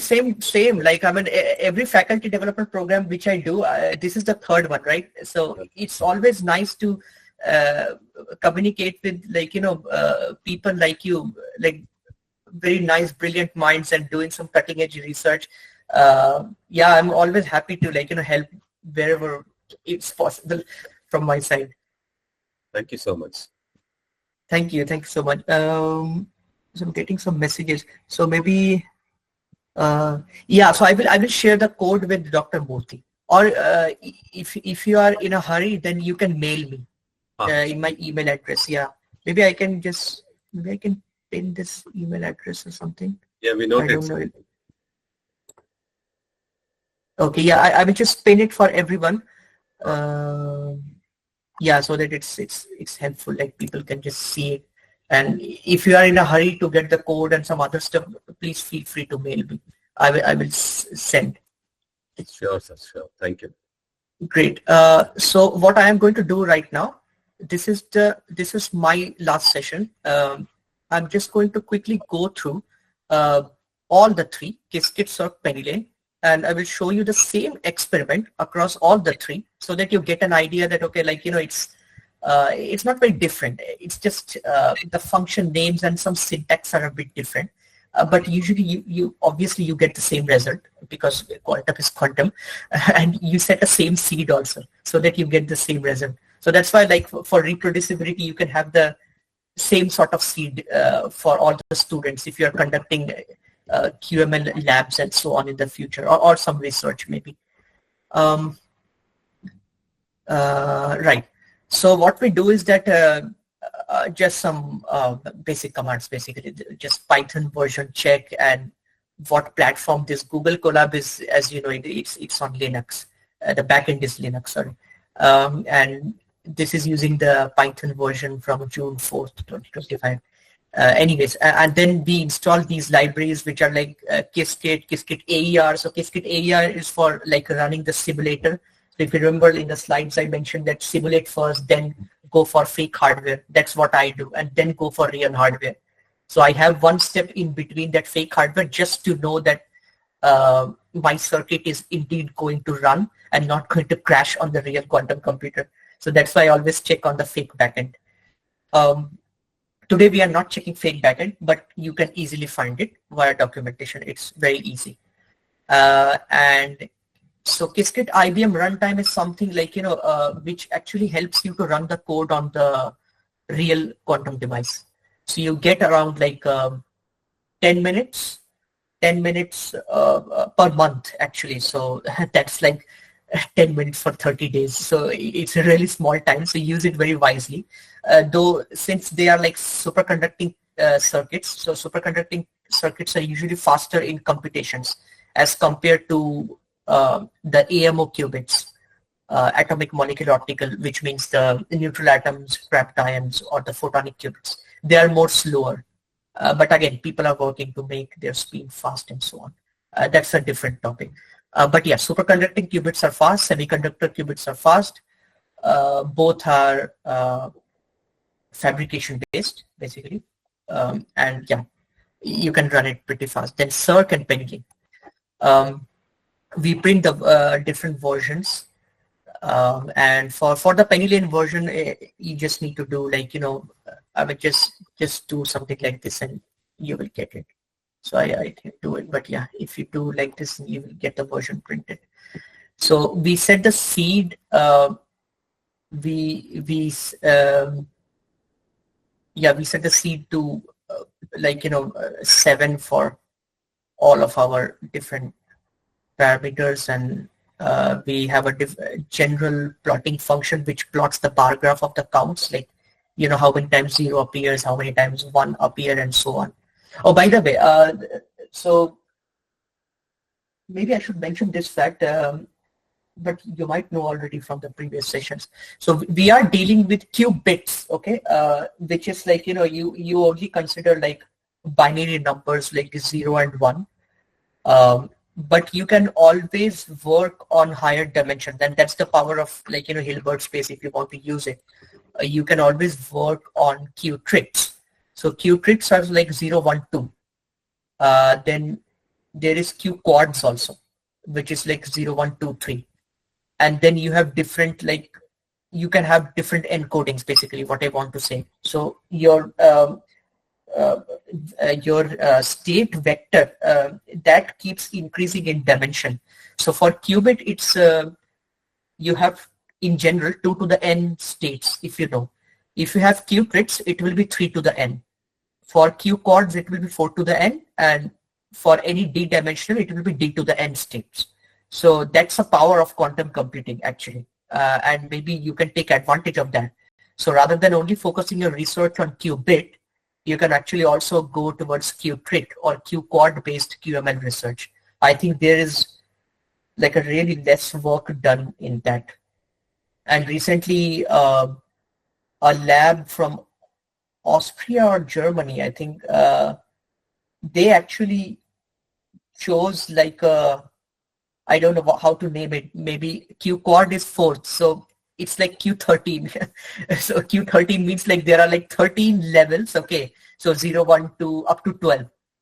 They are like, it's like a 13-dimensional state vector basically, and they were able to demonstrate that on a hardware. So people are moving towards those higher dimensional stuff, really taking advantage of Hilbert space in real world. So maybe, yeah, give it a try and let me know how it goes. That will be some nice thing to do. So, okay, this code is Qiskit based. So you define number of shots, so that you already know, just number of circuit runs on a quantum computer. And for each run, you get the probability. So this is just a simple Bell circuit. So a Bell circuit is nothing but just a circuit which creates entanglement between 2 qubits. And we measure like, this Bell state, which is like 0, 0 and 1, 1. What we do is that we just simply apply Hadamard and a control knot, and then we measure. And then, yeah, and the notation here is like, so 0, like, so this is, so the first one is like the 0th classical line, which goes to 0th, sorry, the 0th qubit goes to 0th classical line, and the 1th qubit, like the 2nd qubit, basically goes to 2nd classical line. I have not printed out the circuit, but you can. I thought that it's kind of elementary, and when you play with Qiskit more, it will be better to self-learn some of the things rather than me showing all the stuff. But it's very straightforward. You can, after just Bell_QC.measure, you can just do bell_qc.draw, and you should be able to see the circuit for yourself.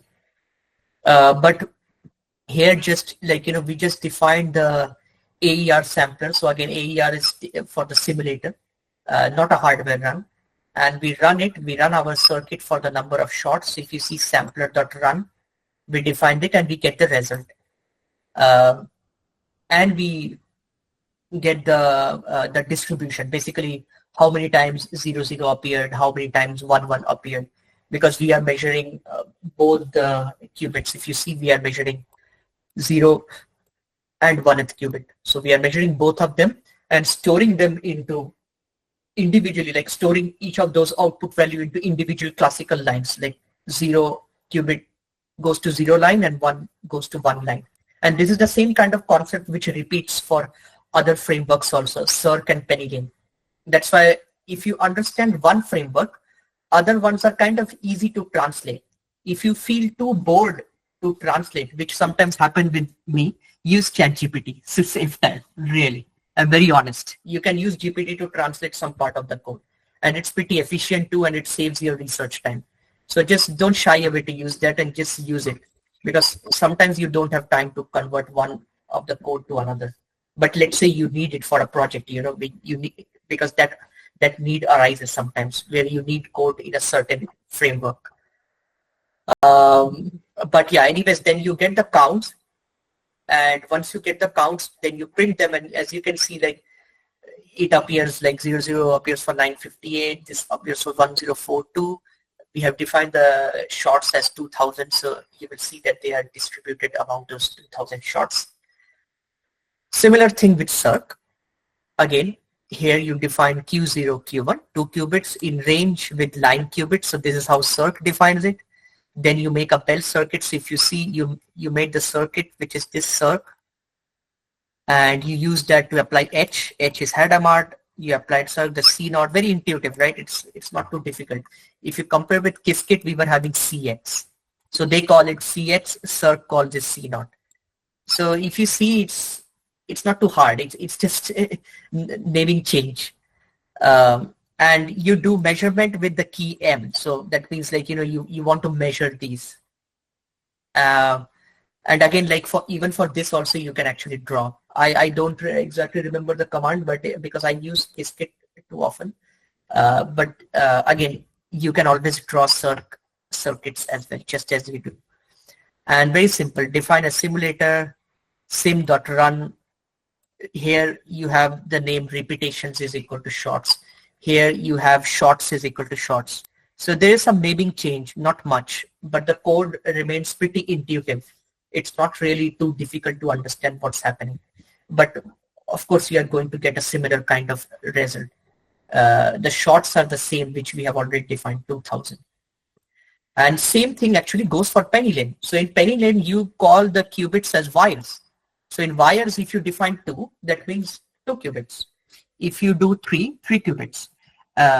One thing to note here in PennyLane is that when you define the number of wires, it does not start from 0. So do not define like 1 and expect that, yeah, I will get 0 and 1, like the 0th wire and the 1th wire. It's not like that. Number of wire means like the absolute value of that number of wires. So if you say 2, then you get like 0th qubit and the 1th qubit. Because then after that, you can use the 0 value and 1 value. If you see here, QML.Hadamard. So PennyLane has been imported as QML before, I think. We saw, okay, here. So here we imported as QML, Cirq as Cirq, imported Cirq, and we are just using that QML to apply Hadamard. So here you can see like they use that, they don't use .h, they use the full name Hadamard. But just like Cirq, they use C0. And the definition is very similar to Qiskit. So 0 means the first qubit, the 0th qubit basically. And C0 for the wire 0, 1. So here the convention is like, 0, 1 means like, the 0th is the control, 1 is the target by default. If you do 1, 0, then it will be flipped. The second qubit will become control and the first qubit will become target. So you can always flip around and check. Very straightforward. Then these are just a bunch of lines to convert the string which comes out into the format so that we can plot it in the histogram. If you see, like, we get a similar kind of result. But what to observe, what's a nice thing to observe is, like, all the three frameworks are very intuitive. You can translate them anytime you want. And sorry, any doubts? No, somebody unmuted. We have muted them. Oh, okay. Sorry. Okay. Yeah. So very intuitive, and then you can also do the gradients like parameter shift also. So if you have like a 1 qubit circuit, like a very simple RY gate, which is parameters by theta, just a single, a single variable, like a single number, which you can modify, and observable Z. So observable Z here means, like, so the measurements which you are doing, that will be with respect to the computational basis. So basically you are going to get results in zeros and ones rather than any other basis, because you have like X basis and Y basis as well. But again, not to make things too complicated, you just simply get in 0 and 1. And when you do, so let's say when you take the average of this operator, then let's say you get a value cos theta, and when you take its derivative, then you get minus sine theta. So this is just a check for gradients. As you already saw, like, gradients are important in QML, and you cannot really have them 0, because then your model doesn't learn anything. It's bad problem. So this is just a simple test to check how the gradients are working. So for Qiskit, like, whenever we have some sort of observable, like a Z or maybe something, any other observable, you can use something called the estimator as well. And what you do here is, like, define the circuit, define a parameter called theta. So Qiskit has this really nice feature, like, where you can actually define a parameter like this, and then define the circuit, then define the observable as Z with its coefficient. So 1.0 is the coefficient attached with the observable. Define the estimator, and then you run it. So this comes from the previous code, dot result dot values. Basically, you get the run, and then you do a parameter shift. So basically, you take some t value, some theta value you can take, through which you basically shift it by like theta plus s and, like, theta minus s, kind of like that. So once you do that, like, it becomes a parameter shift for calculating gradients, because it's easier to calculate it in this way even on a quantum computer as well. Because if you want to run like gradients on a quantum computer, it's computationally intensive also, and it's not very efficient actually. But if you want, like, you can actually run gradients in quantum computers too. But of course you have your classical, so you can always make it hybrid. And then we can print out the results of the expectation value. So if you see, the analytical value is 0.764842, and with the simulation we got like around 0.78, which is not too bad actually. We are very close to the analytical value. And same goes for the gradient as well. So a very simple example just to show how gradients work. And the same thing can be done with Cirq also. And not going to go through it line by line. You will be able to understand it pretty intuitively, because it's the same kind of thing. If you see circuit expectation, theta plus s, theta minus s, then again the analytical value we already have. And then if you compare, like, here with Cirq, actually we are able to get like an exact output actually for the gradient, if you see. So Cirq does really well in this. And there can be, of course, like, value changes based on different frameworks. So this is nothing to be afraid of, like that, okay, why is Qiskit giving values like this? Why is Cirq giving values like this? I mean, you don't have to really worry, as long as the values are really close to your goal, because I think that will only change the accuracy by a really, really minor percentage. So that won't affect you so much. But the same kind of thing you can do in PennyLane as well. You define the simulator default.qubit. If you remember, I was talking about that in my slides. And so one of the things in PennyLane is one thing is really nice. Rather than doing things manually, actually you can define the method of that gradient, like parameter shift, interface as autograd, and this PennyLane is very good for QML related stuff. It has a lot of built-in templates also. So like some of the, even Qiskit also has, but like some of the templates, like which we saw here, like this QCBM, some QSVM kernel, and some QCNN, for example, TTN, and QAOS style learners, like all these things are actually like, there in PennyLane. If you search for templates, you will actually find very nice ready-made built templates, so you don't even have to build anything from scratch, and you can actually use them for your project and see. And even they offer some level of flexibility also, so like basically you can customize them according to your project. Then we do some simple noise simulation, just like we see like how the noises affect the bell state. So if you see here, like we define a noise model from a function, and from this noise model what we do is that we add some depolarizing error. So it's more like a phase error kind of in all of these gates X, like, so these are gates like Pauli X, Pauli Y, Z, Hadamard, Rx, Ry, Rz, and we also do it for the Cx, C0 as well. And we make a matrix out of this.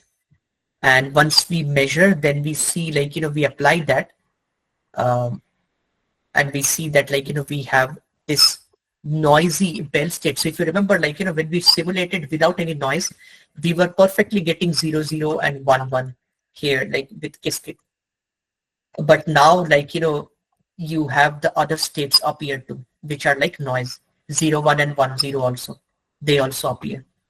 And you can also plot the counts, like, how many times they appear. I think they appear maybe some 50, 60 times. I think I'm just giving an approximate, but I think, yeah, they appear some 50 or 60 times here. But most of the time, these appear here. And a similar kind of result you can get from Cirq as well. This is just to show you that, like, you do get same sort of results across all frameworks, which is helpful for convertibility later on. And not going to go through all of it, but again, pretty intuitive. Just apply the noise, depolarize. Again, apply the noise, depolarize on both the qubits, and then measure it, and you can see, like, how it appears. Same goes for PennyLane. Again, apply depolarize. Here also apply depolarize. So this is more similar to Cirq actually, if you see. Yeah, here we have taken, I think 4,000 shots. Yeah, nearly, yeah, it's 4,000 shots. But yeah, you can try with lesser number of shots also. You're going to get the same result. So this is till this point. Anything, like, any doubts or anything? I think it's pretty clear, right? It's pretty intuitive, like how it flows. It's just a matter of name change, I believe.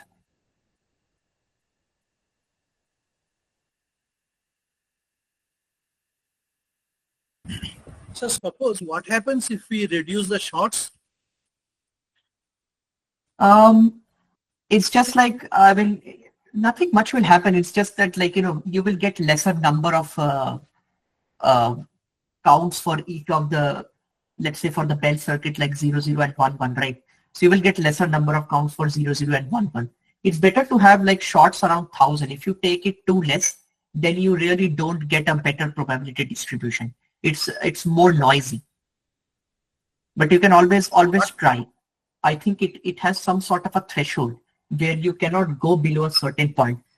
Earlier, IBM used to have that in their Qiskit. Not sure whether they have changed it or not. Okay, sir.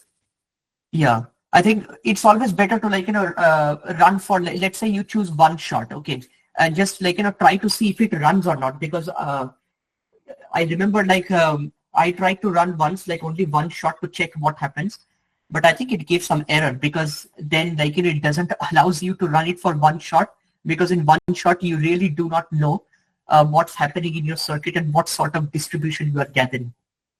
So it's better to see if they have removed that error, or have they put any sort of restriction. I'm not sure. I haven't run one shot anytime. Mostly for my research, I run 1,000, 2,000 shots. Okay, sir. Thank you. Yeah. You can also run larger shots. But again, it depends. This is it's a very nice question. Thank you so much for asking this, because I remembered something. So last time when I was working on one of the projects, I took very large shots, 8,000 something, very close to 10,000 basically. And then it didn't run on the quantum hardware because I thought that, okay, it's going to run, but then there is something called a queue time. So if you have a very large number of shots, it seems like it affects the queue time when you send your circuit to run on the real IBM cloud. That queue time, it kind of affects, it doesn't lets you run. Later on, I was able to run 8,000 shots with another least busy backend, but it's always better to give it a try. One of the backend was not running and another backend ran. So better to check, Okay, sir. Thank you. Yeah. Give it a try and let me know. It's very dynamic and things change a lot. Qiskit, I can say you it just changes a lot actually. Every now and then you will see something or the other happening with Qiskit. Just now they had some updates, and then now again I think they are going to have some update. So yeah. Very much changeable. But yeah, anyways, let me just show you a bit, okay, on this. This is a very simple mini project on this data set, this from scikit-learn, where you can make two interleaving half circles, the moons that you have.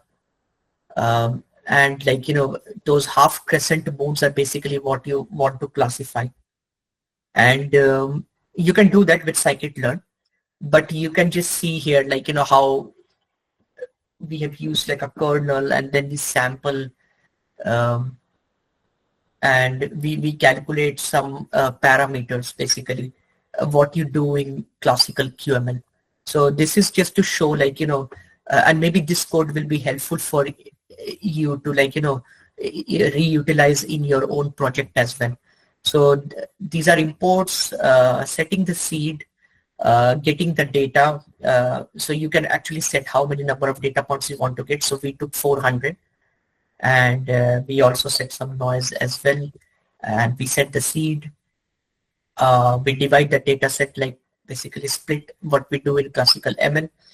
And then what we do is that we just define a feature map. So if you remember, for QSVM, we were defining the feature map for converting the classical data into quantum. So here we define a feature map. Again, you don't need to define it like this. And I definitely recommend that try the other ones out and see for yourself how it works. It's a very nice to experiment and learn. So you really don't have to define in this way. This is a very manual way of defining things. Then we define the quantum fidelity kernel. So again, just as a reminder, the kernel checks for the similarity of the quantum states. It's a calculation of inner product norm squared. So that's what we do here. So if you see, we have defined the measurements here. We take the backend, we run it, we get the counts, and we divide it by the number of shots to get the counts. Yes, and then we also, so just for analytical purpose, just to compare the values on how we are getting the kernel values, we also define the gram matrix manually, though in Qiskit, etc. Of course, it's a backend calculation. But like, you can also define it manually as well for analytical proof, like if you want to check that whether my model really works or not, if it's really good or not. So define the matrix, define the QSVM classifier. If you see the predictions and the accuracy score here. So these are some standard functions from scikit-learn. And we also define the classical baseline as well. For this, I think the support vector machine with the radial basis function, which is one of the simplest SVM model, and logistical regression as well. So you do not only need to check with these. These are just some predefined code which you can easily get from any machine learning tutorial, or from Kaggle, or from like any documentation as well. Nowadays the documentation also have very nice pre-built baseline codes actually, which you can directly copy and run it with your model and just run it for the dataset and just check. So you can run classical in one cell and you can run quantum on another cell.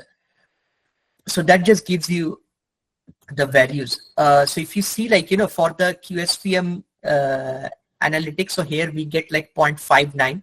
So here you can change the values to get a better value, and plot the confusion matrix. So it just like tells you all the values of these reports, the precision recall and F1 score. So just to refresh your memory, you can define the accuracy by the number of predictions with the number of the test points. And just as an example, like the precision is always like the true positives divided by the true positive, and false positive, and recall is like true positive divided by the true positive plus false negatives. So, and support basically shows you like how many true test samples belong to that particular class. So let's say if there are like 0 and 1, so how we have like a mode 0 and mode 1, right? So two classes we have, and we want to classify them. They are binary classes, like a simple binary classification. We have used 300 for the training, 100 for the testing. With a fixed seed, we calculate our accuracy on the 100 testing points. Okay, that's what we do, and that's what I told you, that with a lesser number of training points, just check how good is your classifier for real world data. And of course, I mean, this is a very smaller example, but when you start taking images, etc., then things become a bit more complex, because then you will have to do some sort of image processing before, and only then you go forward with the quantum part. Because the quantum part, if you see, is very small. Most of the part is actually classical. It runs on a classical computer. So once you get the measurements back from the quantum backend, then the code proceeds to run on the classical computer.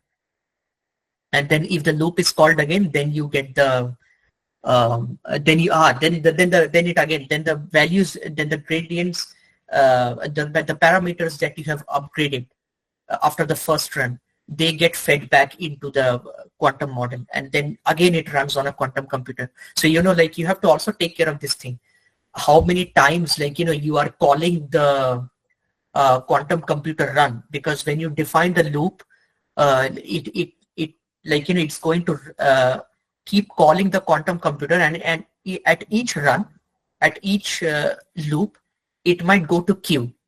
So it will be better if you check like how you can run it on batches.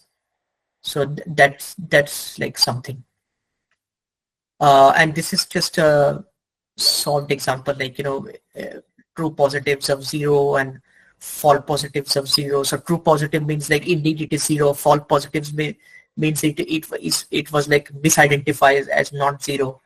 Then false negatives of 0, that it is not 0 means it is not 0 indeed, and not 1 or something else.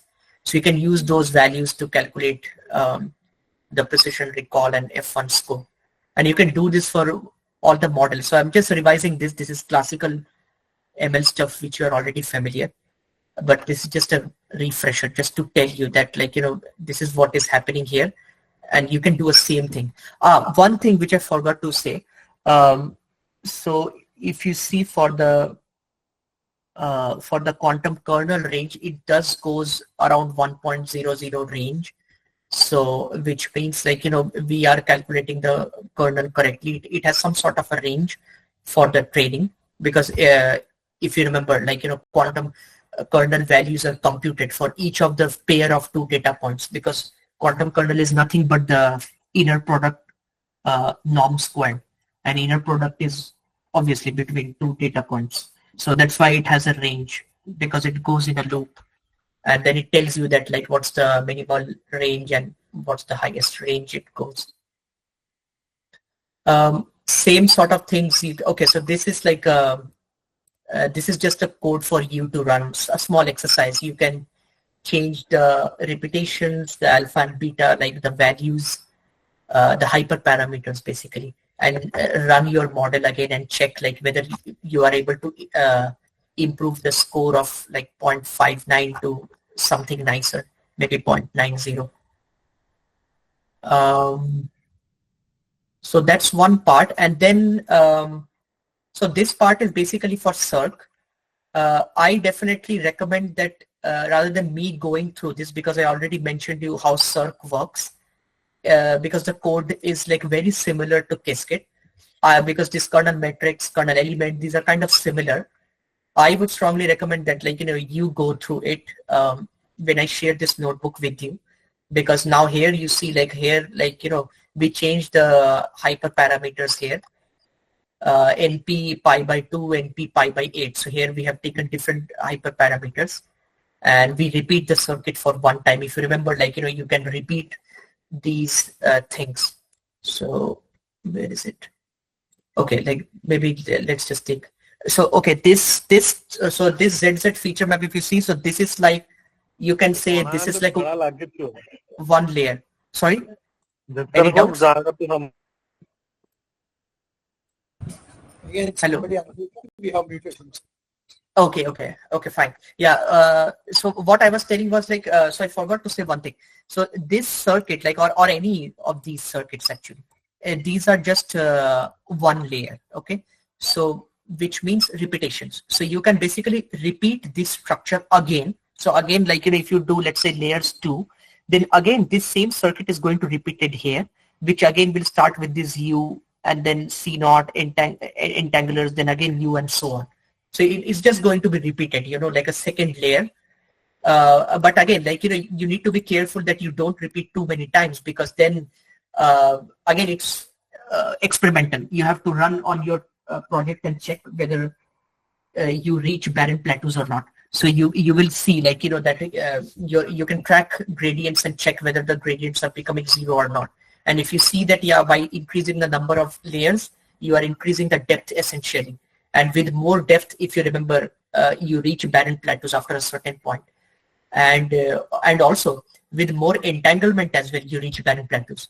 So you need to be careful, like, when you run those and check, like, how it's showing for your certain data set. You cannot make it too deep or too broad.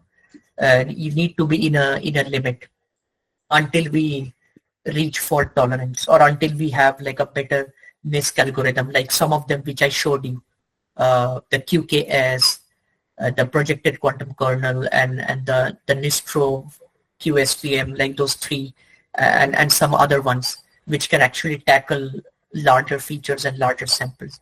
But again, how large? Again, it depends. You have to run for your project and compare it with the main paper and check like whether really it serves the purpose for you or not. But definitely it's something which you cannot put on a industrial pipeline. And I just want to mention this industrial pipeline thing, because many academicians, they collaborate with industries, and they actually raise funding from the industry to try different projects. So whenever, like, you are collaborating with an industry and raised funding for a project, just like, just be realistic to them. I mean, because many industry people, and even sometimes in academia also, they get into this hype that, yeah, like QML, we can put it into production and so on.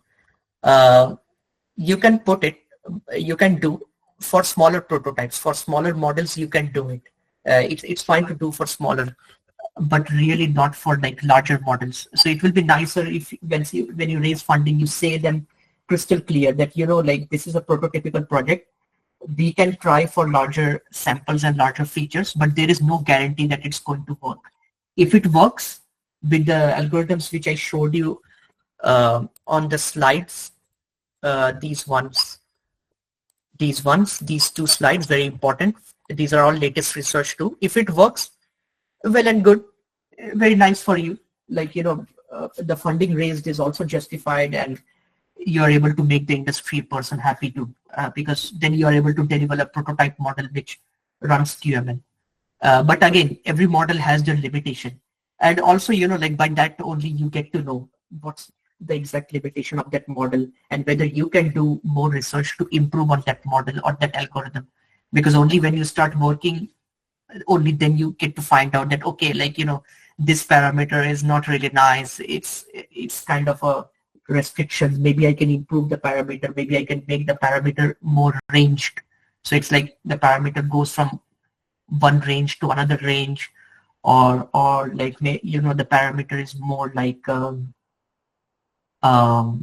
just some different ways, like you can add decay to it, some sort of a coefficient. The coefficient range varies from one point to another point. These are some usual ways, like how parameter updates and like, these things work.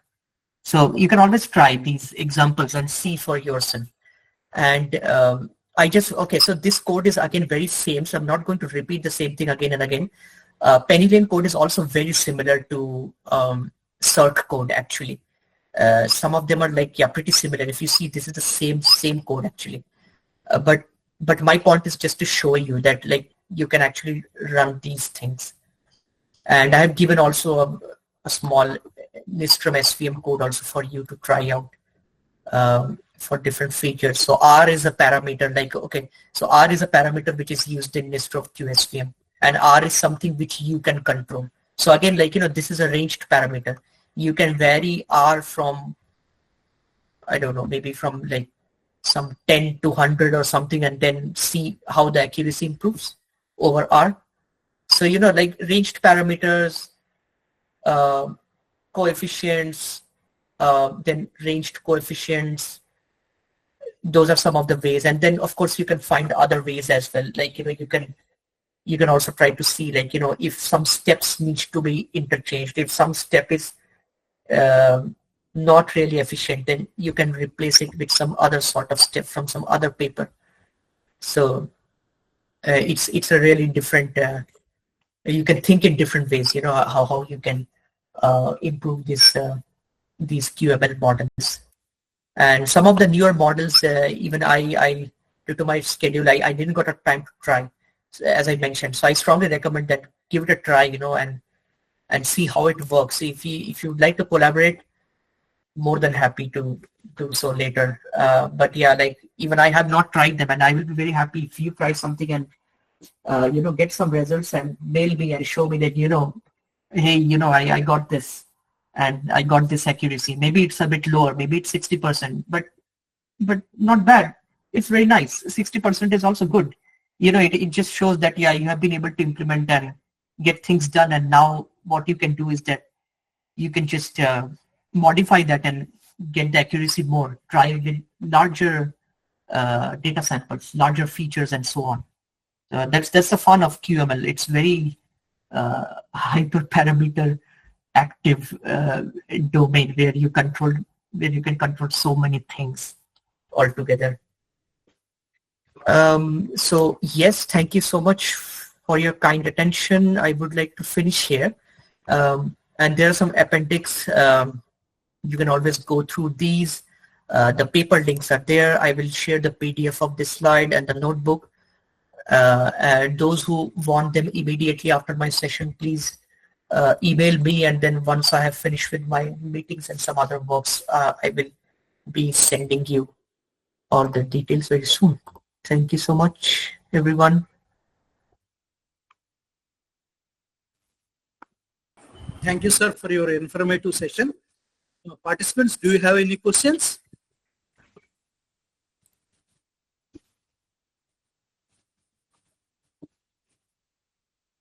Do anybody have any questions? Thank you, sir. Thank you very much for your informative session. Thank you very much, sir. Thank you. Thank you so much. Yeah. If you have any questions later, maybe the audience might not have right now. And that's perfectly fine. I think when you have, like, just mail me anytime. Okay, sir. Definitely, sir. And also, Dr. Murthy, like, I can share you the notes via email or WhatsApp or anything is fine, right? Anything is fine. Anything is The fine. moment you Okay. shared, I will put in the share WhatsApp to the participants. Oh, perfect. Okay. Then, okay, I think I'm then going to share you right away. That will be really helpful.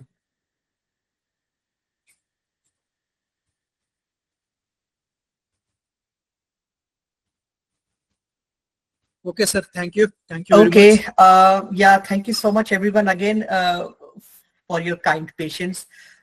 It was a long, continuous talk. I think I need some throat rest as well. but I really enjoyed this FDP, just like the other ones, and I look forward to more. If you have any special sessions also, Dr. Murthy, like, I will be happy to take them, like whenever you are convenient, of course. No Definitely. pressure. Definitely. Thank you. All right. Thank you so much. So I can leave the call, right? Yeah, you can leave. Okay. Okay. Thank you so much, everyone. I will see you soon then. I look forward to your emails and some cutting edge research. All right. Thank you. Bye-bye. Bye, sir. Dear participants, wait a few minutes. I would like to talk with all of you.